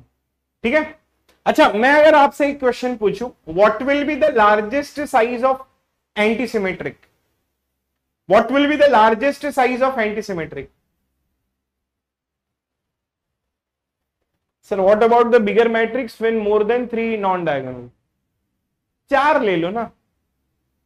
What will be the largest size of, what is the maximum size of antisymmetric relation and what is the smallest size of antisymmetric? अगर मैं ये क्वेश्चन दूं कि लेट्स कंसीडर ए, ठीक है, 1 2 एंड 3, ठीक है, what is the smallest size of antisymmetric relation, ठीक है, and what is the largest size of antisymmetric relation?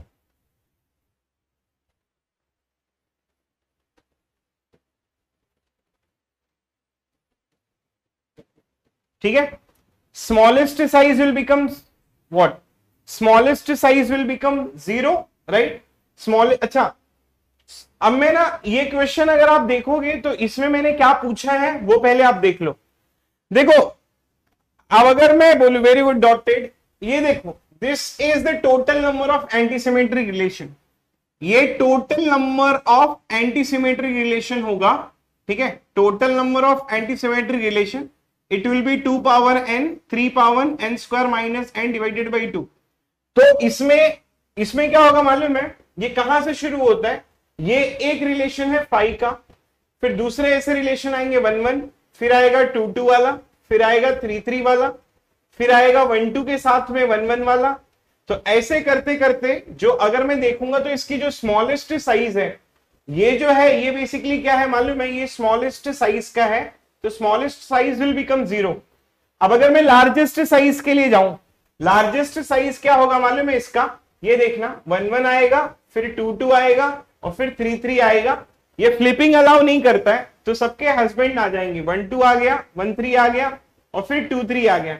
समझ में आ गया? तो ये है जो लार्जेस्ट साइज। तो अगर मैं एक ही कार्डिनलिटी n लेता हूं तो ये बेसिकली मेरा यहां से लेके यहां तक n है, और ये कितना है, ये है n/2 है। तो the largest size will become your, ठीक है, this is the largest size and largest size will become what, it will become your n plus n/2। clear? very good अंकित राजभर।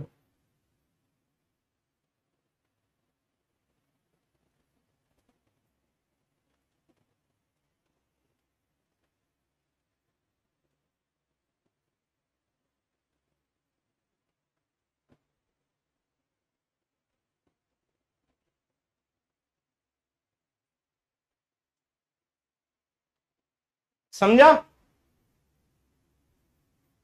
ठीक है, ऐसे ही हम लोग रिफ्लेक्सिव का भी कैलकुलेट कर सकते हैं। रिफ्लेक्सिव की स्मॉलेस्ट साइज क्या होगी, लार्जेस्ट साइज क्या होगी, सिमेट्रिक की स्मॉलेस्ट साइज क्या होगी, लार्जेस्ट साइज क्या होगी।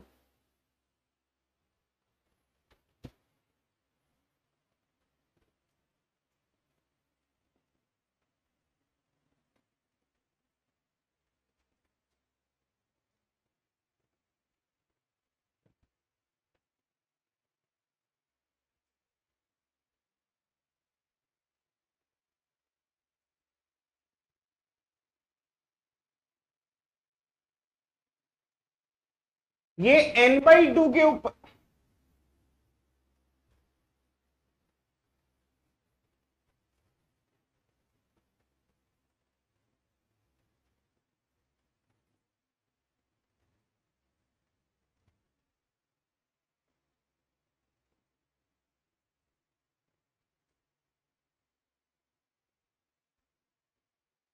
ये गलत है क्या? मैंने गलत कर दिया क्या कुछ? ये n/2 सही है?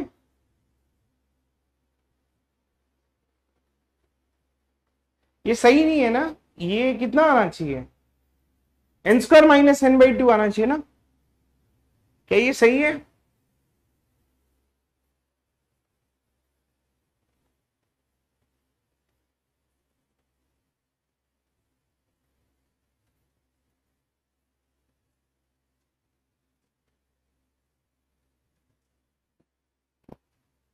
क्या ये सही है क्या?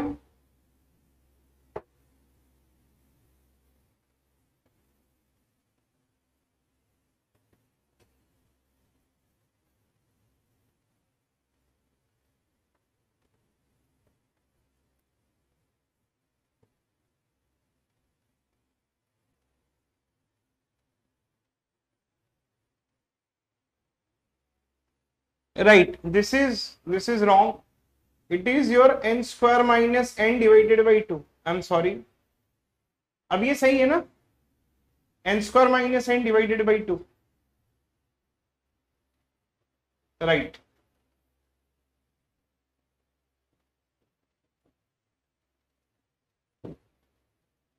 ठीक है, सॉरी, माय मिस्टेक।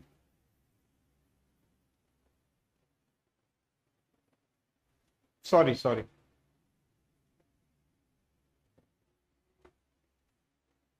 या तो आपने इसको ऐसे कंसीडर कर सकते हो, मतलब इसको मैं एक दूसरे फॉर्मेट में बता दूं। ये जैसे ये 1 1 हो गया, फिर ये 1 2 हो गया, ये 1 3 हो गया, ये 2 1 हो गया, ये 2 2 हो गया, और ये 2 3 हो गया, फिर ये 3 1 हो गया, और ये 3 2 हो गया, और ये 3 3 हो गया।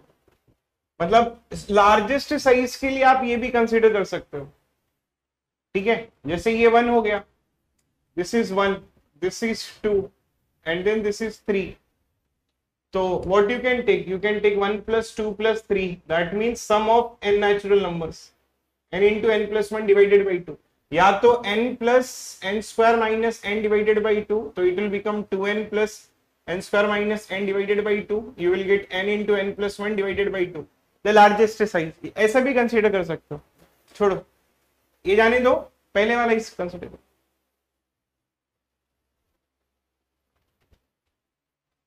फ्लिपिंग वाला नहीं आएगा मोहम्मद आसिफ।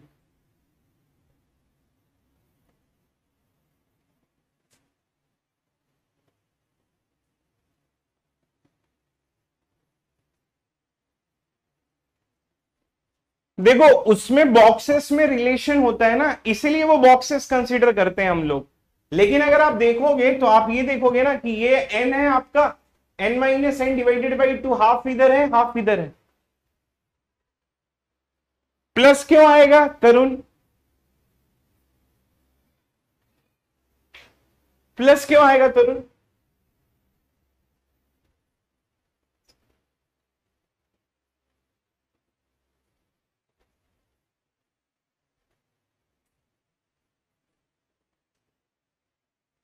क्लियर है सब लोगों को?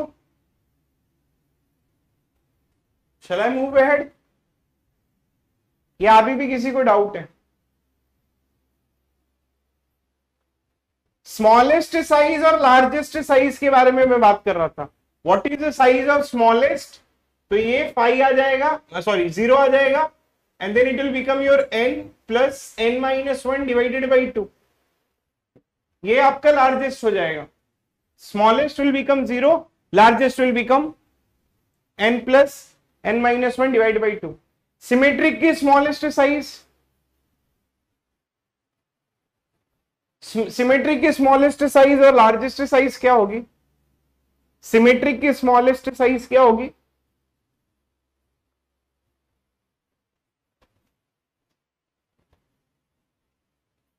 Yes Shubham Kumar.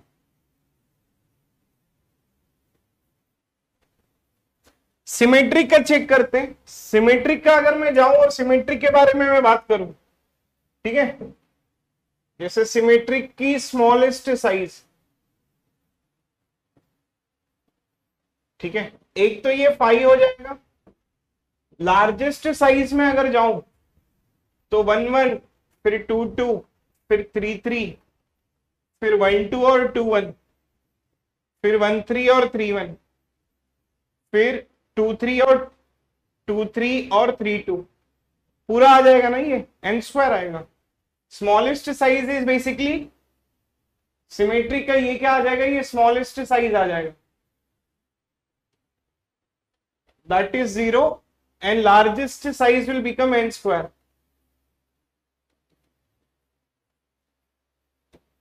Right, n square, smallest size will become 0, largest size will become n square। Largest size n square आएगा ना, इसमें फ्लिपिंग अलाउ करेगा ना, इसमें कोई प्रॉब्लम नहीं है ना। मतलब 1 1 2 2 3 3 पूरा a इंटू ए आ जाएगा आपका। 1 1 2 2 3 3 1 2 2 1 भी आएगा, 1 3 3 1 भी आएगा, 2 3 3 2 भी आएगा।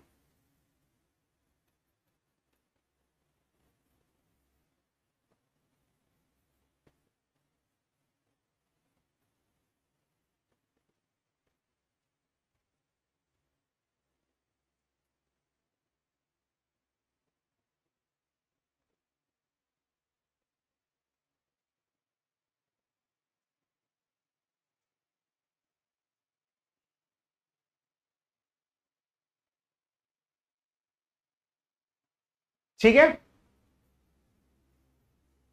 किसी को डाउट है? नहीं ना। स्मॉलेस्ट इज 0 और largest is basically n square.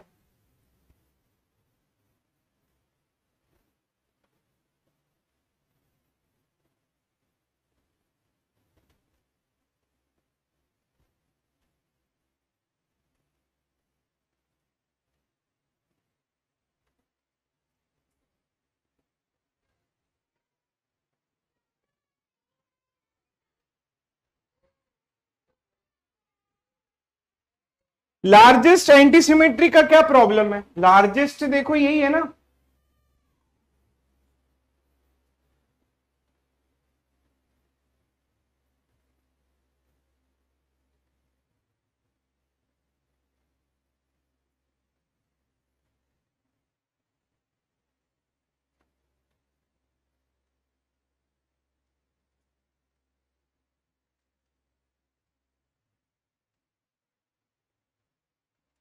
Clear है ना।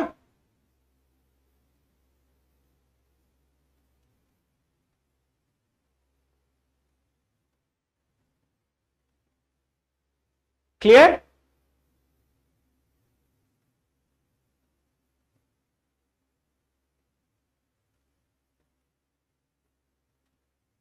आगे बढ़ू, कंफ्यूज क्यों हो रहे हो?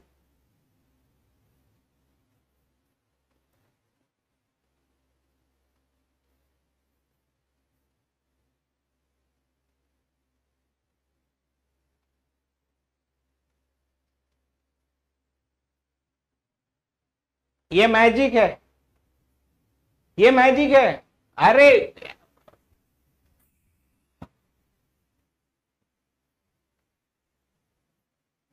क्लियर है,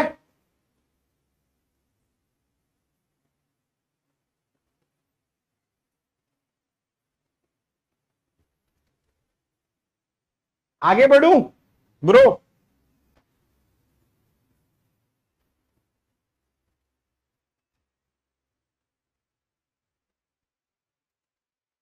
ठीक है मुझे चक्कर आ रहा है।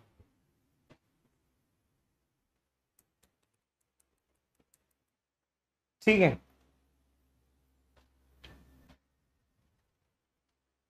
Okay, so now we will go for another type of relation.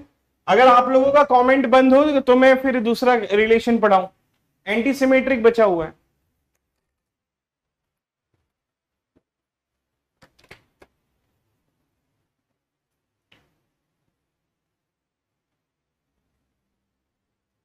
Reflexive के लिए smallest will become n, largest will become n square.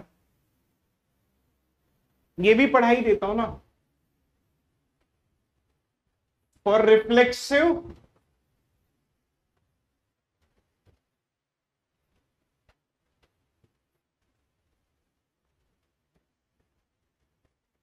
smallest that will be n,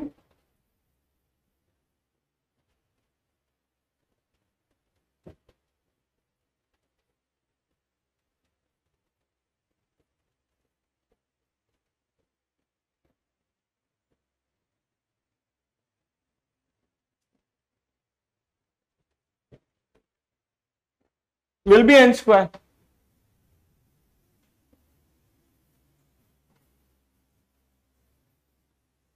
Yes. Irreflexive के लिए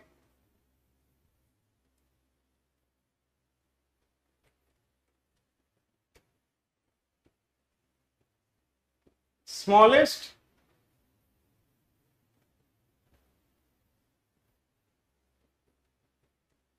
वन टू टू वन 1331 2332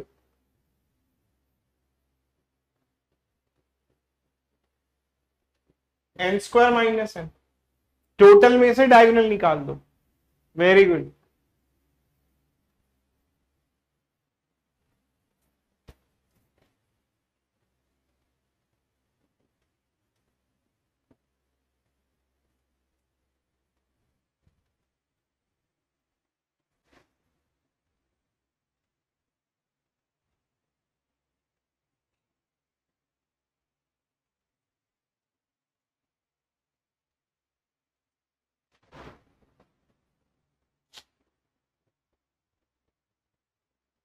ठीक है, चलो आगे चलते हैं। Will try to understand the next one.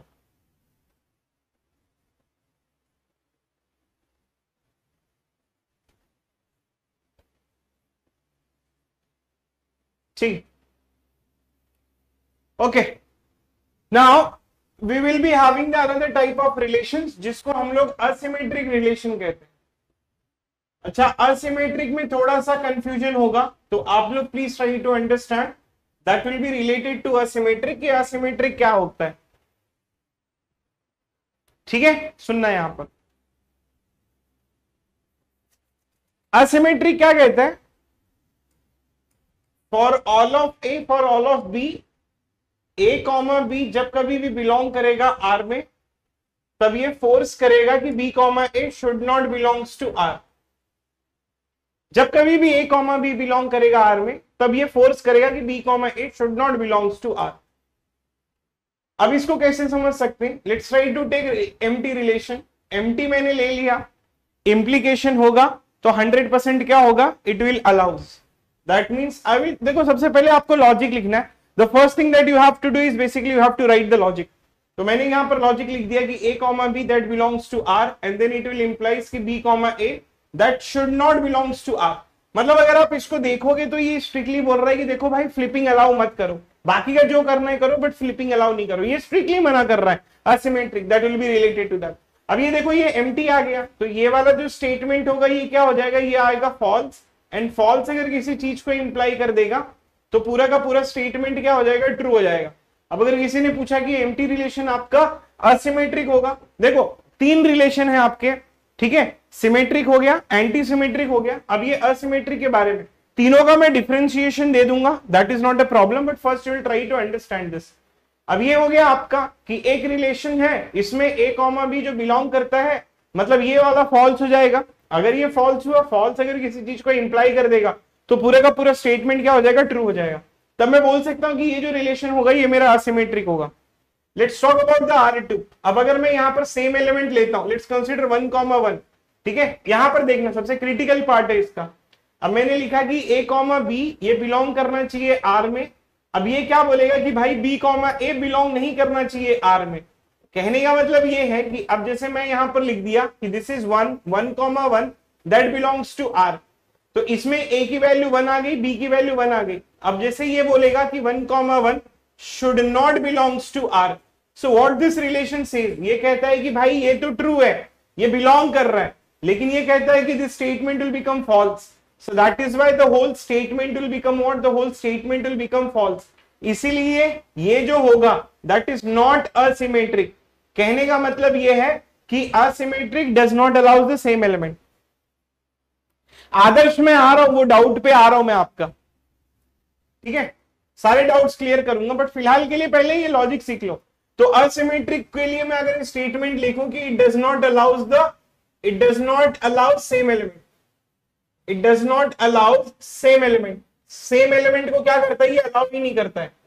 पहले ये कंफर्मेशन मुझे कर दो, फिर मैं आगे बढ़ता हूं। ये आ गया समझ में? डायगोनल के लिए, सेम एलिमेंट के लिए वो ये अलाउ नहीं करता है। You can take this logic, what this logic says that, logic क्या कहता है कि 1,1 है, अब ये a कॉमा बी बिलोंग करता है आर में, ठीक है, अब ये a कॉमा बी बिलोंग करेगा, ये कहता है कि ये ट्रू है, लेकिन a कॉमा ये कहता है 1,1 बिलोंग नहीं कर रहा आर में, नहीं बिलोंग कर रहा, इसलिए फॉल्स हो रहा है। तो इसीलिए true implies false will become false. कहने का मतलब ये है कि it does not allows the flipping. इसको देख के ही लगता है कि हम बोल सकते हैं कि it does not allows the flipping. ठीक है, अब मैं इसको थोड़ा सा आगे जाता हूं and we will talk about it. Let's consider कि मैं अगर यहां पर लिखता हूं R3 लिख दिया और सिर्फ मैंने यहां पर 1 2 लिख दिया है, ठीक है। अब जैसे मैंने यहां पर अगर 1 2 लिखा है असिमेट्री के लिए, तो लॉजिक क्या कहता है कि a कॉमा बी बिलोंग करेगा R में, and then it will implies कि b comma a that should not belongs to R। ठीक है, अब ये क्या देखो, ये 1 कॉमा 2 है, अब यहां पर मैंने लिख दिया कि 1 comma 2 that belongs to R। अब ये वाला 1 कॉमा 2 बिलोंग कर रहा है, yes this statement is true. अब ये चेक करो कि 2 comma 1 that does not belongs to R, this statement is also true. क्या 2 कॉमा 1 यहां पर बिलोंग कर रहा है?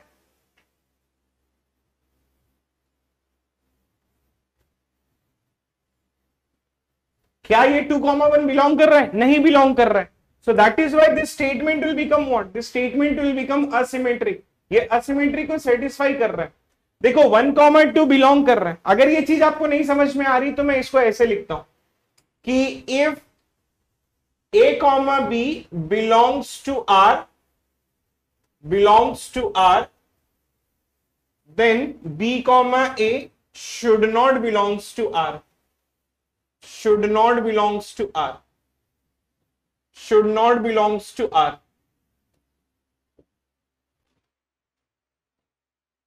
या इसको दूसरे तरीके से समझो कि if AB is present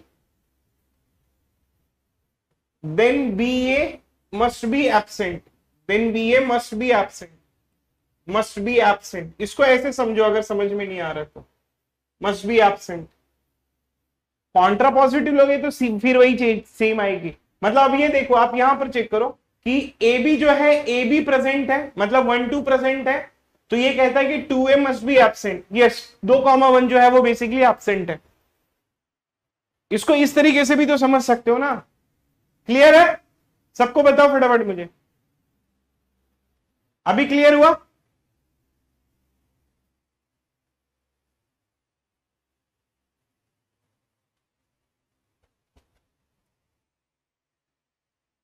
ठीक है,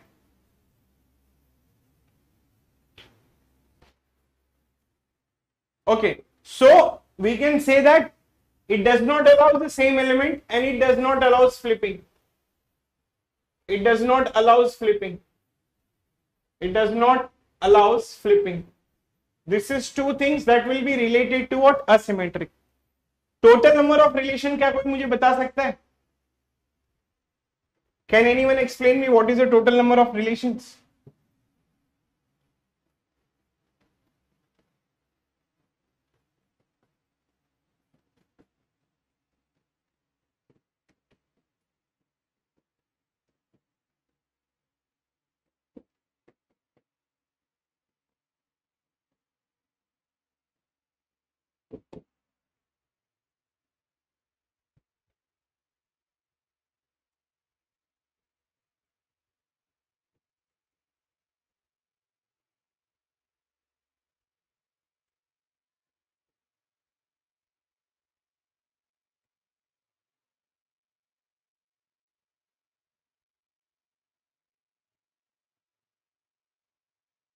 3 पावर 3 चॉइसेस आएंगे। क्यों 3 चॉइसेस आएंगे? ये देखो, अगर फ्लिपिंग अलाउ नहीं कर रहा है तो ये 1 2 हो गया और ये 2 1 हो गया। तो एक चॉइस ये कि या तो ये वाला जो होगा ये प्रेजेंट होगा तो भी कोई प्रॉब्लम नहीं है, अगर 2 कॉमा 1 जो है वो भी प्रेजेंट होगा तो भी कोई प्रॉब्लम नहीं है, और अगर ये टोटल आपका एब्सेंट हो जाएगा तो भी कोई प्रॉब्लम नहीं है। ठीक है, तो अगर ये फ्लिपिंग अलाउ नहीं करेगा, अगर फ्लिपिंग जब नहीं अलाउ कर रहा है तो 3 पावर आएगा ना। ठीक है, दोनों में से कोई एक प्रेजेंट। देखो 3 केसेस हैं, या तो 1 2 प्रेजेंट हो, या तो 2 1 प्रेजेंट हो या तो टोटल बॉक्स इज एब्सेंट। किसी को डाउट है?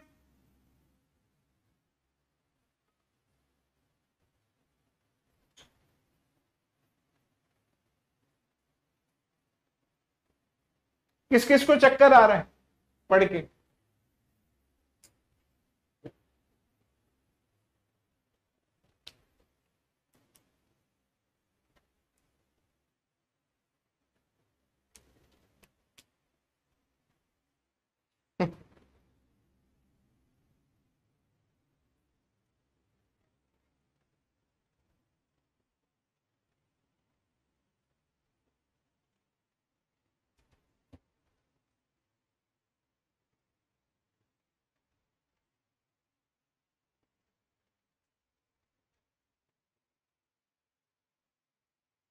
ठीक है, क्लियर है?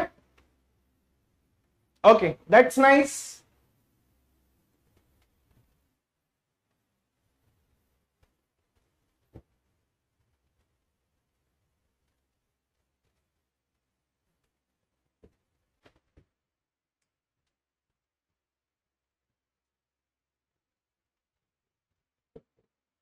क्या कोई गाना गाएगा मेरे लिए?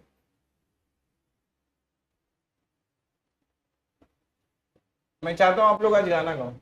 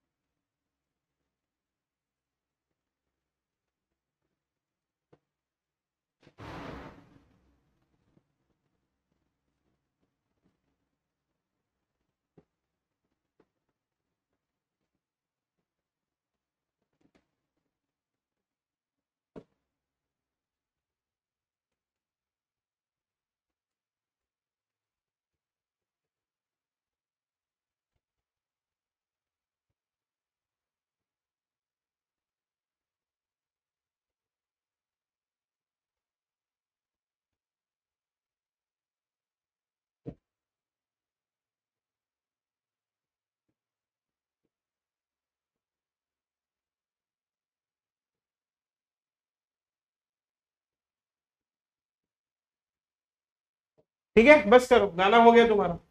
सुनो यहां पर,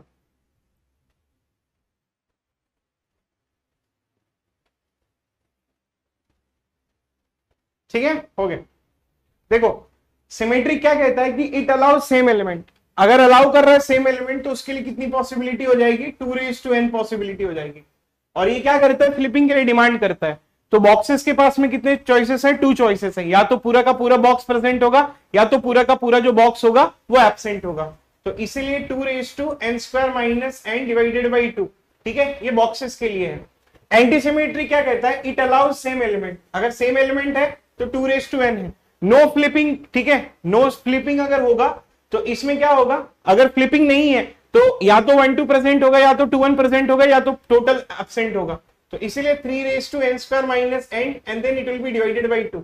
नो सेम एलिमेंट मतलब डायगोनल नहीं आ रहा, उसके लिए एक ही चॉइसेस है। नो फ्लिपिंग मतलब it will become 3 of n² minus n and then it will be divided by 2.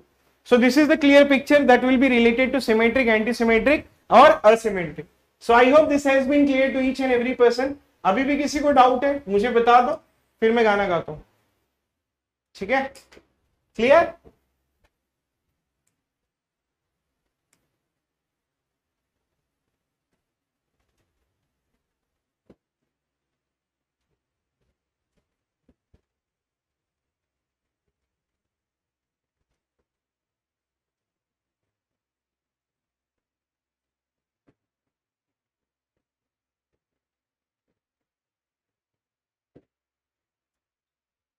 Done?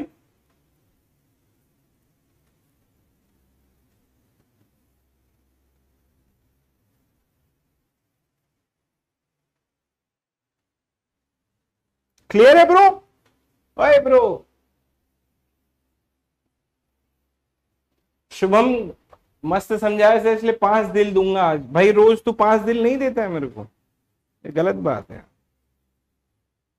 मत दे तू, गाली लिख के जाओ मेरे को, कोई प्रॉब्लम नहीं, गाली लिखो, डाकू लिखो तुम।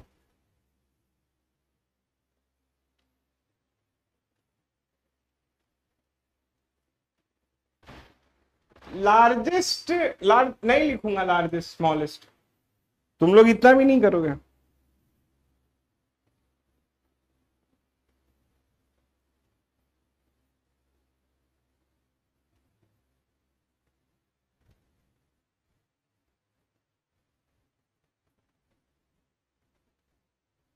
क्या कोई बता सकता है मैं मोबाइल में क्या कर रहा हूं?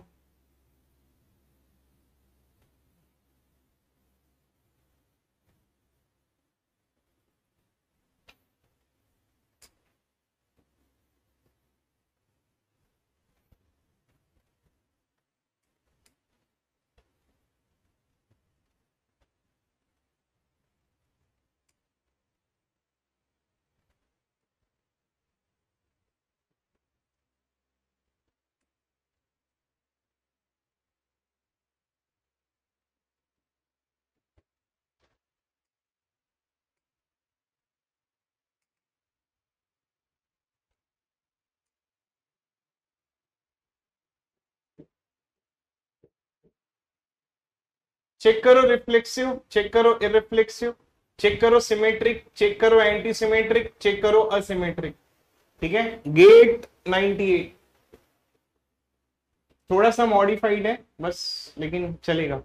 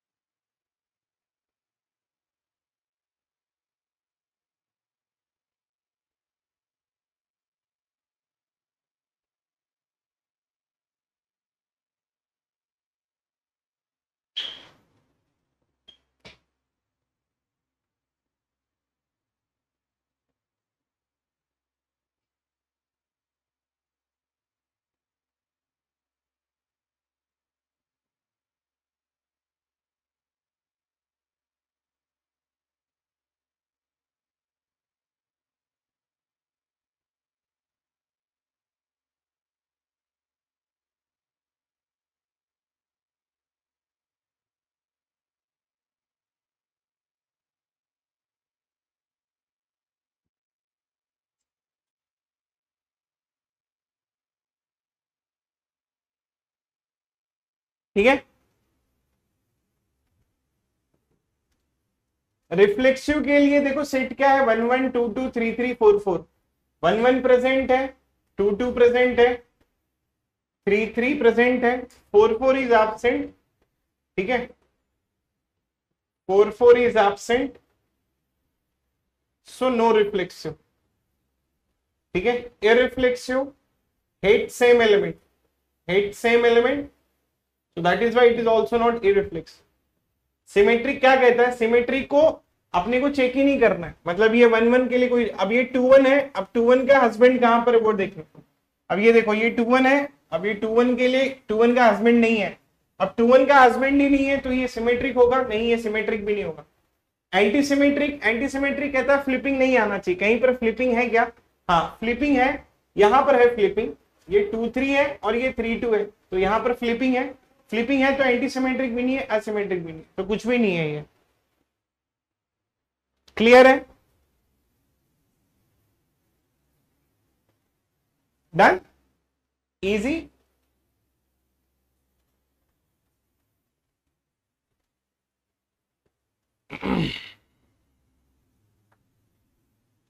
2 1 की वाइफ कहाँ गई पता नहीं मुझे क्या पता, नहीं नहीं मिल रही है, हो गई।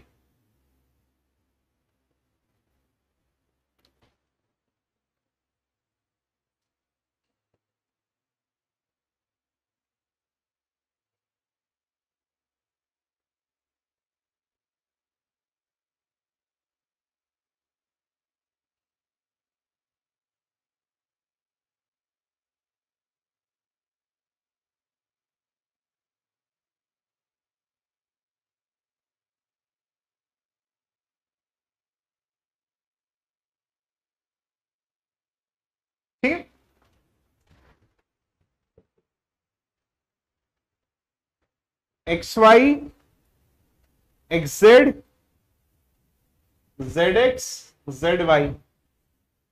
Gate 2009 symmetric anti symmetric check कर लो।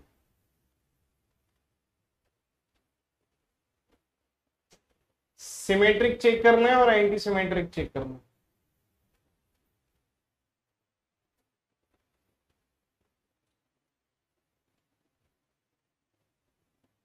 ये कौन आ गया अब ये फालतू में कमेंट करने वाला? मेरे को कमेंट पढ़ता हूँ, कौन है भाई?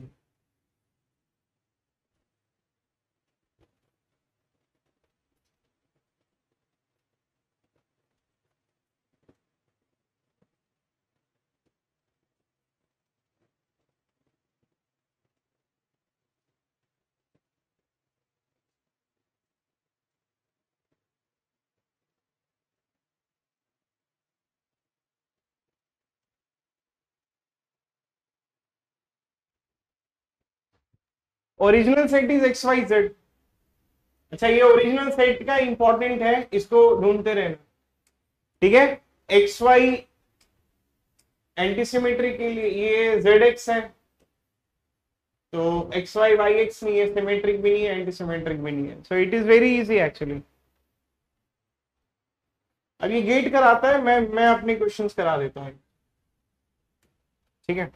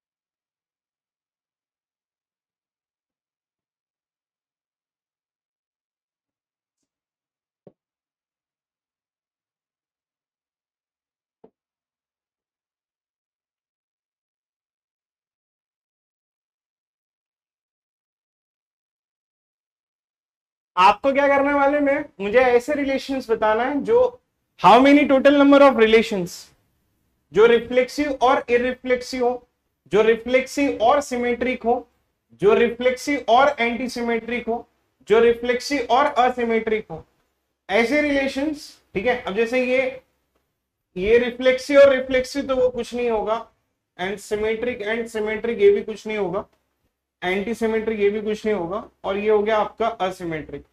तो आपको ना ये फिल इन द ब्लैंक्स करने कि total number of relations that is reflexive in reflexive, reflexive and symmetric, reflexive and anti symmetric, reflexive और asymmetric, irreflexive and symmetric, irreflexive and antisymmetric, irreflexive and asymmetric. Fill in this blank. Tell me. ये आप लोग कुछ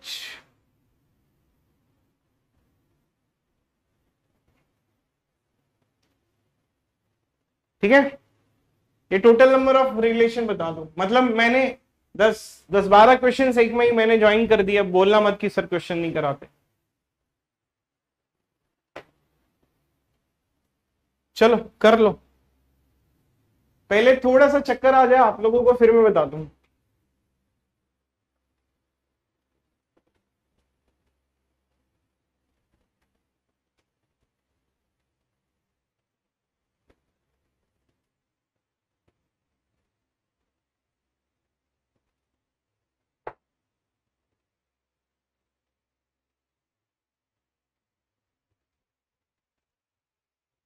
आप लोग अपना try कर लो, उसके बाद में I will try to tell you.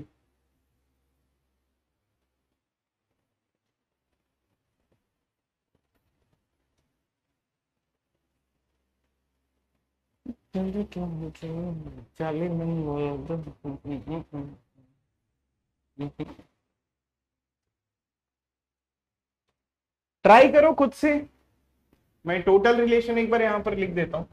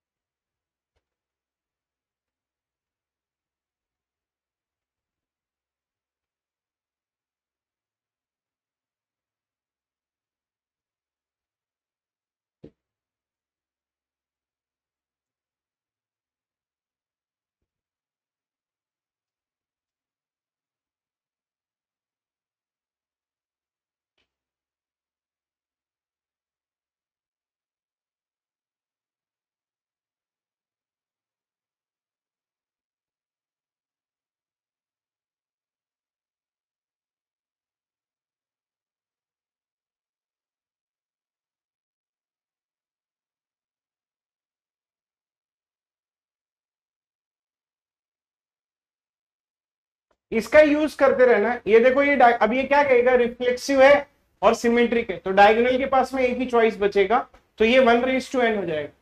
तो ये रिफ्लेक्सिव है और ये एंटी सिमेट्रिक है, डायगोनल के पास एक ही चॉइस बचेगा, तो ये 3:n² हो जाएगा।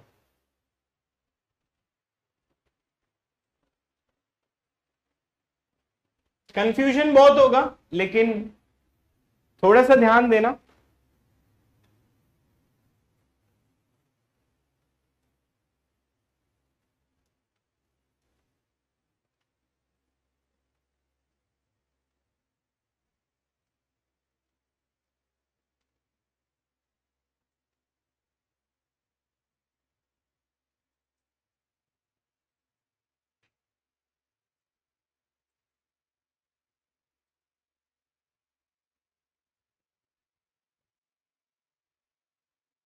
अरे ठीक है भाई घनश्याम, पढ़ भी ले।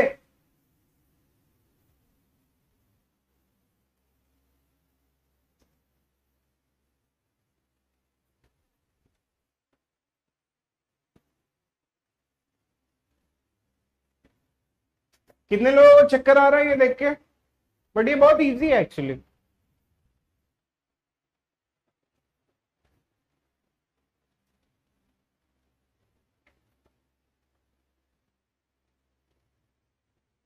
आप कुछ एग्जाम्पल लोगे ना, जैसे रिफ्लेक्सिव के कुछ एग्जाम्पल ले लो, इररिफ्लेक्सिव के कुछ एग्जाम्पल ले लो, तो ट्राई टू मैच इट, फिर आ जाएगा।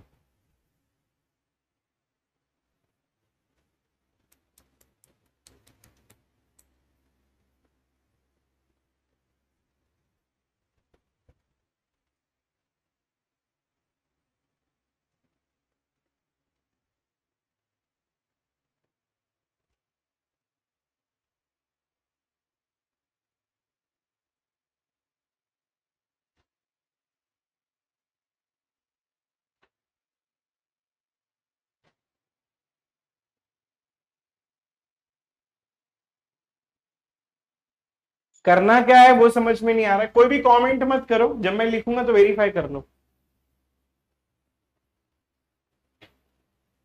ठीक है।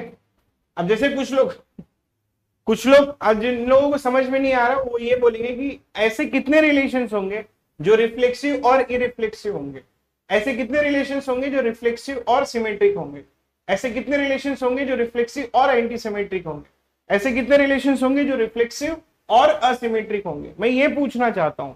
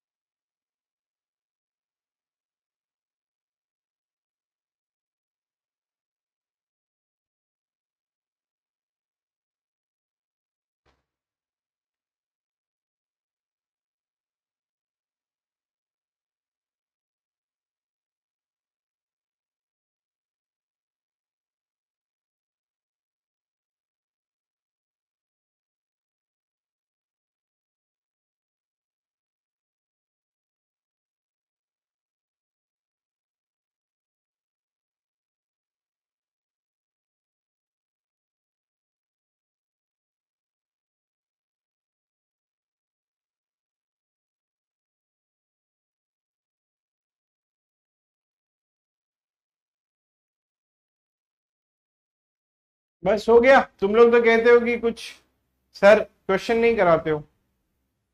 चलो अब ये देखना, मुझे ऐसे रिलेशंस पता करने कि जो रिफ्लेक्सिव भी होने चाहिए और इररिफ्लेक्सिव भी होनी चाहिए, तो मैं क्या करूंगा, मैं एग्जांपल लूंगा। अब सब लोग ध्यान से सुनो, कोई कुछ भी मत करना नहीं तो कंफ्यूजन हो जाएगा, ठीक है। अब रिफ्लेक्सिव क्या कहेगा, रिफ्लेक्सिव बोलेगा कि देखो, मतलब क्लियर माइंड अपना रखो, अपने आप से बात करो, क्वेश्चन सॉल्व करने के टाइम अपने आप से बात की जाती है, कमेंट नहीं किया जाता है। रिफ्लेक्सिव बोलेगा कि देख भाई, आप ये समझो कि एक रूम है, इसमें मेरे को रिफ्लेक्सिव को भी रखना है, इररिफ्लेक्सिव को भी रखना है, मतलब दोनों कंडीशन सेटिस्फाई होनी चाहिए। रिफ्लेक्सिव बोलेगा कि देख भाई, कब मैं प्रेजेंट रहता हूं, मैं प्रेजेंट रहता हूं 1 1 2 2 और 3 3 में, उसके बाद में कुछ आए या ना आए वो मेरे को पता नहीं, लेकिन रिफ्लेक्सिव ये बोलेगा कि देख भाई, मैं तभी प्रेजेंट आऊंगा, मैं ये रूम में तभी आऊंगा जब 1 1 2 2 3 3 मेरे को दिखेगा, तो ही मैं इस रूम में आऊंगा। इररिफ्लेक्सिव बोलेगा कि भाई, अगर तूने 1 1 2 2 3 3 लाया तो मैं इस रूम में नहीं आऊंगा। हो गया दोनों में झगड़ा। रिफ्लेक्सिव बोलता है बहुत जगह है, इररिफ्लेक्सिव बोलता है नहीं जगह है, अरे बहुत जगह, अरे नहीं जगह। तो रिफ्लेक्सिव क्या रिफ्लेक्सिव क्या बोलेगा मालूम है, रिफ्लेक्सिव बोलेगा कि भाई 1 1 2 2 3 3 आना ही चाहिए, ठीक है। इररिफ्लेक्सिव क्या बोलेगा कि 1 1 2 2 3 3 अगर आप लेके आए तो मैं नहीं रूम में आऊंगा। कहने का मतलब है कि they will never agree on anything, तो the answer will become is basically number of relations which is reflexive and irreflexive will become 0। अब रिफ्लेक्सिव और सिमेट्रिक के बारे में बात करते हैं। Let's talk about reflexive and symmetric, ठीक है। अब चलो ये रिफ्लेक्सिव के बारे में बात करते हैं और फिर सिमेट्रिक, ये दोनों को एक ही रूम में रखना है। रिफ्लेक्सिव बोलेगा कि देखो, मैं तभी आऊंगा जब 1 1 2 2 और 3 3 आएगा। सिमेट्रिक क्या कहता है, देख भाई, मुझे 1 1 2 2 और 3 3 से मतलब नहीं है, मुझे हस्बैंड और वाइफ से मतलब है, 1 2 और 2 1 ये आने चाहिए। मतलब अब ये जो सिमेट्रिक है और ये रिफ्लेक्सिव है, तो रिफ्लेक्सिव और सिमेट्रिक दोनों कब होगा, ये रिफ्लेक्सिव बोलेगा कि 1 1 2 2 3 3 आना चाहिए, ये बोलेगा 1 1 2 2। आप ना इसको डायगोनल की तरफ से समझ सकते हो। अब जैसे ये आपने डायगोनल ले लिया, तो ऐसे रिलेशन जो सिमेट्रिक भी होंगे, ठीक है, ऐसे, ठीक है, ऐसे रिलेशंस जो मतलब रिफ्लेक्सिव भी और सिमेट्रिक भी होंगे, तो ये 1 1 हो गया, ये 1 2 हो गया और ये 1 3 हो गया, ये 2 1 और ये 2 2 और ये 2 3 हो गया, ये 3 1 और ये 3 2 और ये 3 3 हो गया, तो ये सिमेट्रिक क्या बोलेगा, मतलब देखो, रिफ्लेक्सिव भी खुश होना चाहिए, सिमेट्रिक भी खुश होना चाहिए। रिफ्लेक्सिव कब खुश होगा, जब उसको 1 1 2 2 3 3 दिखेगा कंपल्सरली। सिमेट्रिक कब खुश होगा, जब उसको डायगोनल एलिमेंट, सॉरी, जब उसको फ्लिपिंग आ सकती, नहीं भी आ सकती है।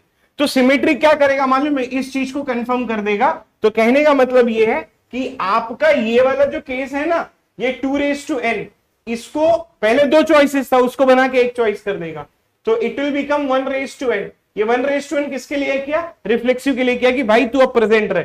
पहले 2 चॉइसेस होती थी, अब रिफ्लेक्सिव को बोलेगा कि तू आ, अब तू आ, फिर ये आ जाएगा 2 power n² minus n divided by 2 के लिए। एंटीसिमेट्रिक भी सेम गेम खेलेगा रिफ्लेक्सिव और इसके साथ में, तो ये 1n कर देगा और 3 power n² minus n divided by 2। मतलब पहले ये जो 2n जो था, 2 चॉइसेस होते थे, उसको एक चॉइस कर देगा। अब ये जो 2 चॉइसेस होते थे, उसको एक चॉइस कर देगा कि तू प्रेजेंट है, 2n को ये प्रेजेंट करवा दिया। अब असिमेट्रिक में ये फ्लिपिंग के लिए, लेकिन ये क्या करता है, asymmetric it does not allow the same element. Reflexive कहता है कि सेम एलिमेंट आना चाहिए, असिमेट्रिक कहता है कि सेम एलिमेंट नहीं आना चाहिए, तो इट विल बिकम योर 0। ये फर्स्ट लाइन क्लियर हो गई सबको, प्लीज लेट मी नो।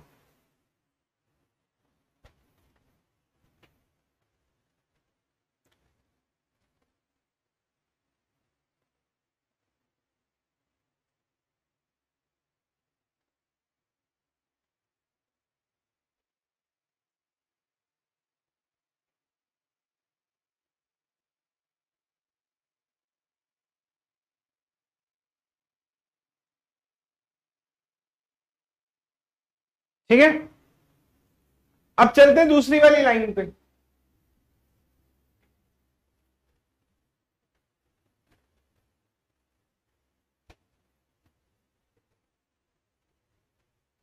ठीक है, यहां देखो, ऐसे रिलेशंस जो मुझे चाहिए, ठीक है, जो क्या होने चाहिए, मतलब इररिफ्लेक्सिव होना चाहिए, और ये सिमेट्रिक। अब ये 2n पावर में पहले इसने क्या कर रहा था, ये 1n करके उसको प्रेजेंट करवा रहा था, अब उसको एब्सेंट करवाएगा। जब अगर वो एब्सेंट करवाएगा तो it will become 2 power n² minus n divided by 2 and then it will be 1:n। और ये क्या चेक करेगा मालूम है, अब ये एब्सेंट करवा रहा है, किसको एब्सेंट करवा रहा है, डायगोनल को। ठीक है, ये डायगोनल को क्या कर रहा है, एब्सेंट करवा रहा है। पहले ये डायगोनल को क्या कर रहा था, प्रेजेंट करवा रहा था, लेकिन अब ये 1:n एब्सेंट करवा रहा है। इररिफ्लेक्सिव एंटीसिमेट्रिक, सेम चीज यहां पर भी होगी, ये 1:n को क्या करेगा, एब्सेंट करवा देगा, and then it will become 3 - n divided by 2। ये इररिफ्लेक्सिव कहता है सेम एलिमेंट नहीं आना चाहिए। असिमेट्रिक कहता है मेरे को कोई दिक्कत नहीं है सेम एलिमेंट से, मैं भी सेम एलिमेंट को हेट करता हूं। इररिफ्लेक्सिव कहता है कि भाई मैं भी सेम एलिमेंट को हेट करता हूं। असिमेट्रिक कहता है मैं भी सेम एलिमेंट को हेट करता हूं। तो हम दोनों क्या हो गए, भाई भाई हो गए। तो what will be, it will be same as it is 3 - n divided by 2। Clear, second line.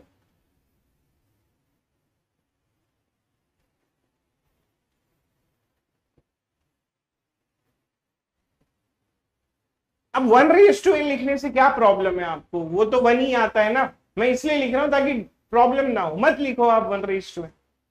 अब जहां पर एक लिखा होता है वहां पर 1:n तो जमाने से लिखा होता है, हम कभी छूते हैं क्या उसे, कभी नहीं छूते।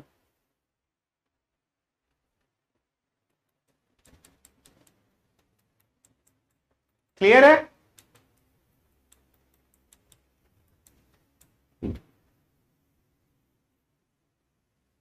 हाँ लिखते रहो 0:n। दुश्मन का दुश्मन दोस्त होता है।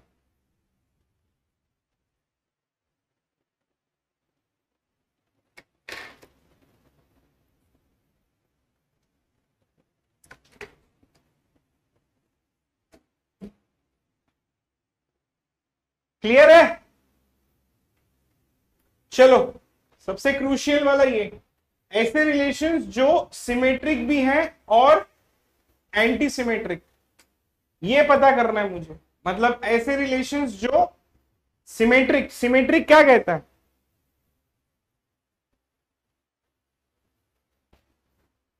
Symmetric it allows same element, ऐसे कर सकते हो। Anti symmetric it also allows same element, it demands flipping. Antisymmetry कहता है मार खाएगा अगर फ्लिपिंग लेके आया तो what you will be have, you should have a same element. तो कहां पर ये लोग एग्री करेंगे, इन लोग एग्री करेंगे 2 पे। समझ में आया। सिमेट्रिक और antisymmetric it will be allowed where 2 मतलब सिमेट्रिक कहेगा मेरे को सेम एलिमेंट से कोई दिक्कत नहीं है, मेरे को फ्लिपिंग चाहिए। एंटीसिमेट्रिक कहेगा मेरे को भी सेम एलिमेंट से कोई दिक्कत नहीं है लेकिन फ्लिपिंग नहीं आना चाहिए, तो it will become 2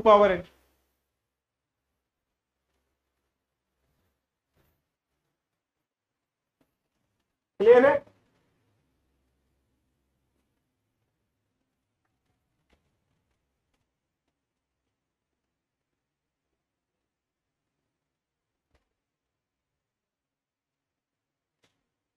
And last one will become 1.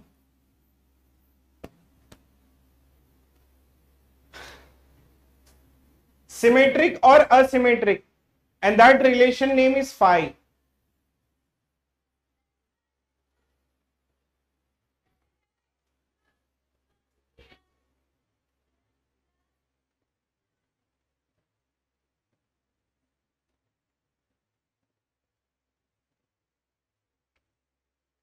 That relation name is phi. 1 आएगा, एक ही रिलेशन आएगा, उस रिलेशन का नाम है एम्प्टी रिलेशन। सिमेट्रिक और असिमेट्रिक, समझ में आया ये 1, it is not 0, it is 1।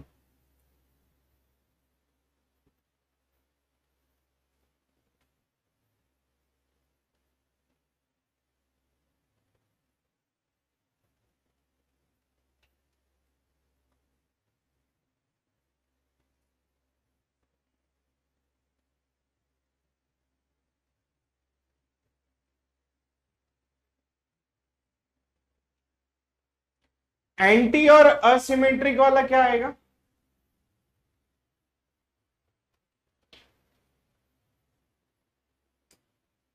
it will be 3 power, right? Anti-symmetric intersection ले लो ना, it allows same element, no flipping. Asymmetric does not allow same element, no flipping.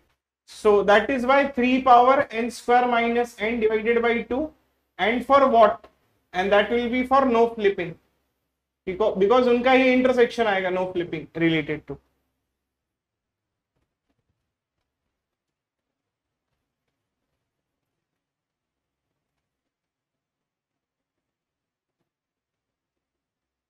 ठीक है, क्लियर? इसको मैं थोड़ा सा और अच्छे तरीके से लिख देता हूं ताकि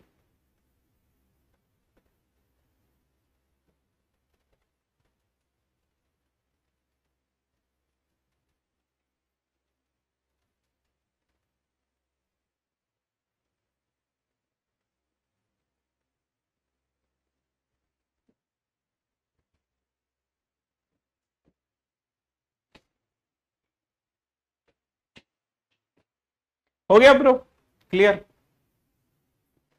डन।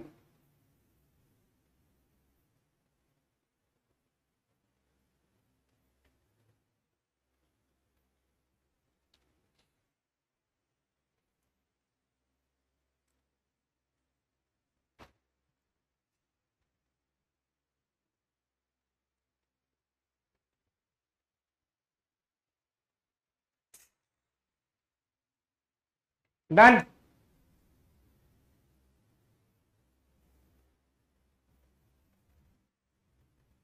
ठीक है।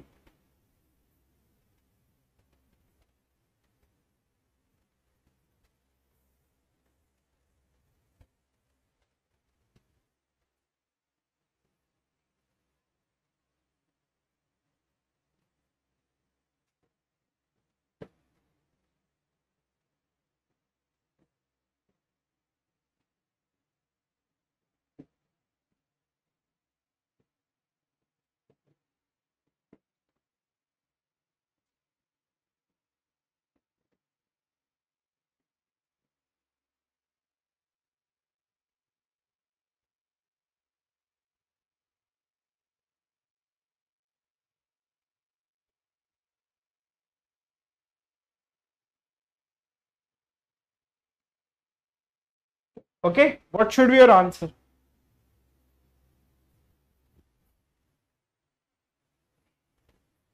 नहीं, डॉट ट्रेड, 0 का मतलब अलग होता है, 1 का मतलब अलग होता है।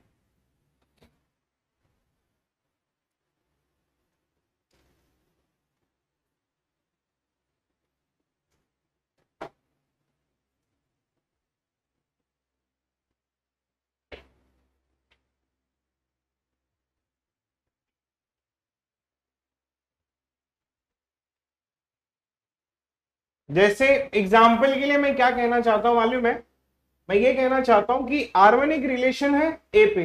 तो लेट्स टेक वन एग्जांपल, ए की वैल्यू जो है वो बेसिकली है 1, 2 और 3, ठीक है।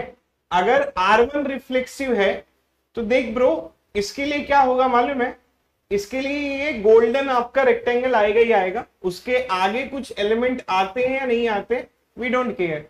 तो ये रिफ्लेक्सिव है, वो कहते हैं कि ये रिफ्लेक्सिव है। और R2 जो है वो भी रिफ्लेक्सिव है, तो ये 1, 1, ये 2, 2 और ये 3, 3 आएगा ही आएगा, बाकी का कुछ आए या ना आए डज नॉट मैटर। तो यहां पर इट विल बिकम 1, 1 और ये 2, 2 और ये 3, 3, ठीक है। एंड देन इस तरीके से ये। अब अगर मैं यूनियन लेता हूं, for example if I will take R1 union R2, तो what I will get, I will be getting this beautiful rectangle.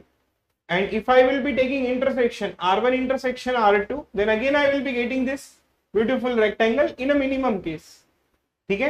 तो मैं बोल सकता हूं कि इसका जो यूनियन होगा वो भी आपका क्या होगा, रिफ्लेक्सिव होगा, और इसका जो इंटरसेक्शन होगा वो भी आपका क्या होगा, वो भी आपका रिफ्लेक्सिव होगा। So union will also be reflexive and intersection will also be reflexive. Clear है ये? Okay, can we talk about symmetric? Can we talk about anti-symmetric? Can we talk about asymmetric? What about the irreflexive? Can you check it for all others?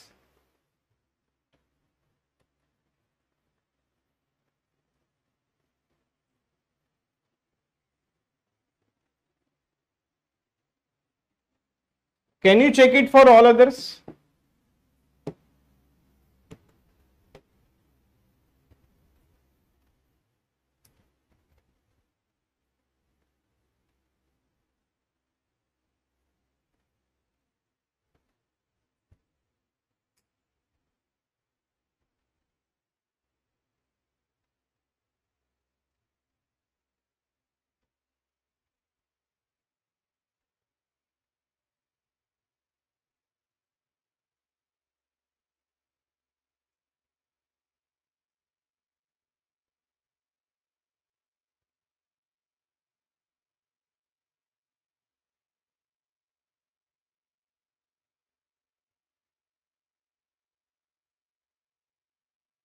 Homework I have included.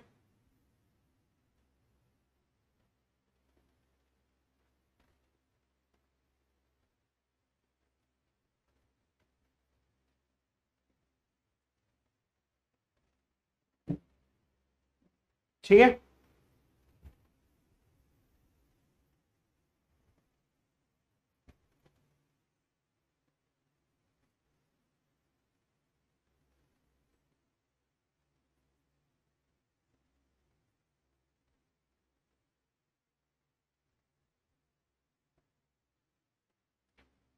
It will be true for symmetric, it will be true for anti-symmetric, it will be true for, yes.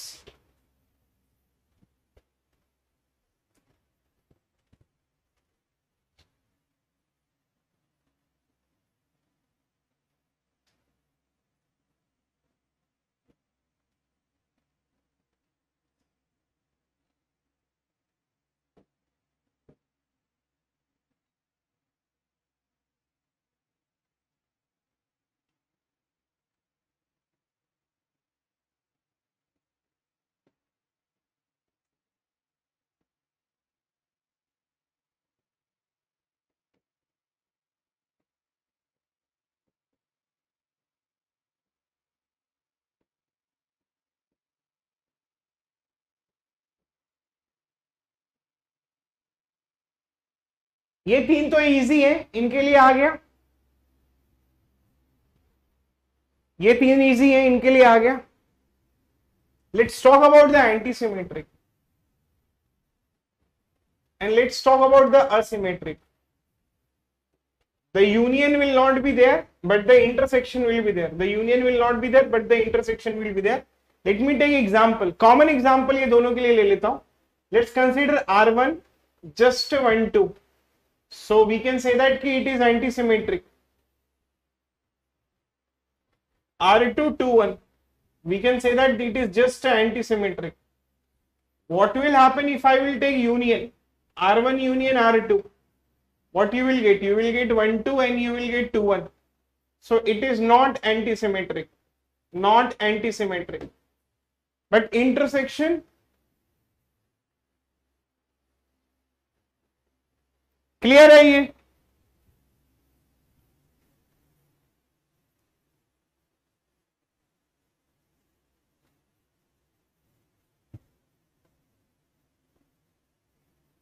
ठीक है.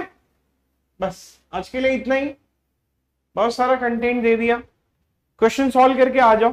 कल question नहीं आएगा बहुत सारे. ठीक है. उसमें से कुछ क्वेश्चन जो है वो कॉम्बिनेट्रिक्स वाले भी हैं, तो उसको ध्यान से करना. मैं कल क्वेश्चन का डिस्कशन करूंगा, that will B for sure. So do not worry about it. मैं मार्क कर देता हूं. ठीक है.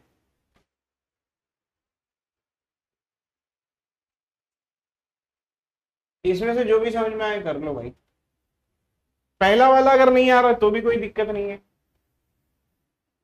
ये कर लेना.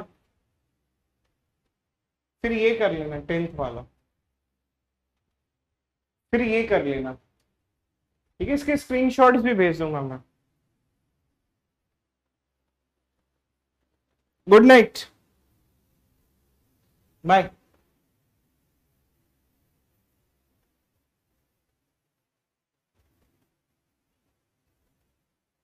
बहुत मजा आया. आएगा और मजा आएगा अभी. अब जब मैं प्रैक्टिस शीट चालू करवाऊंगा तब और मजा आएगा.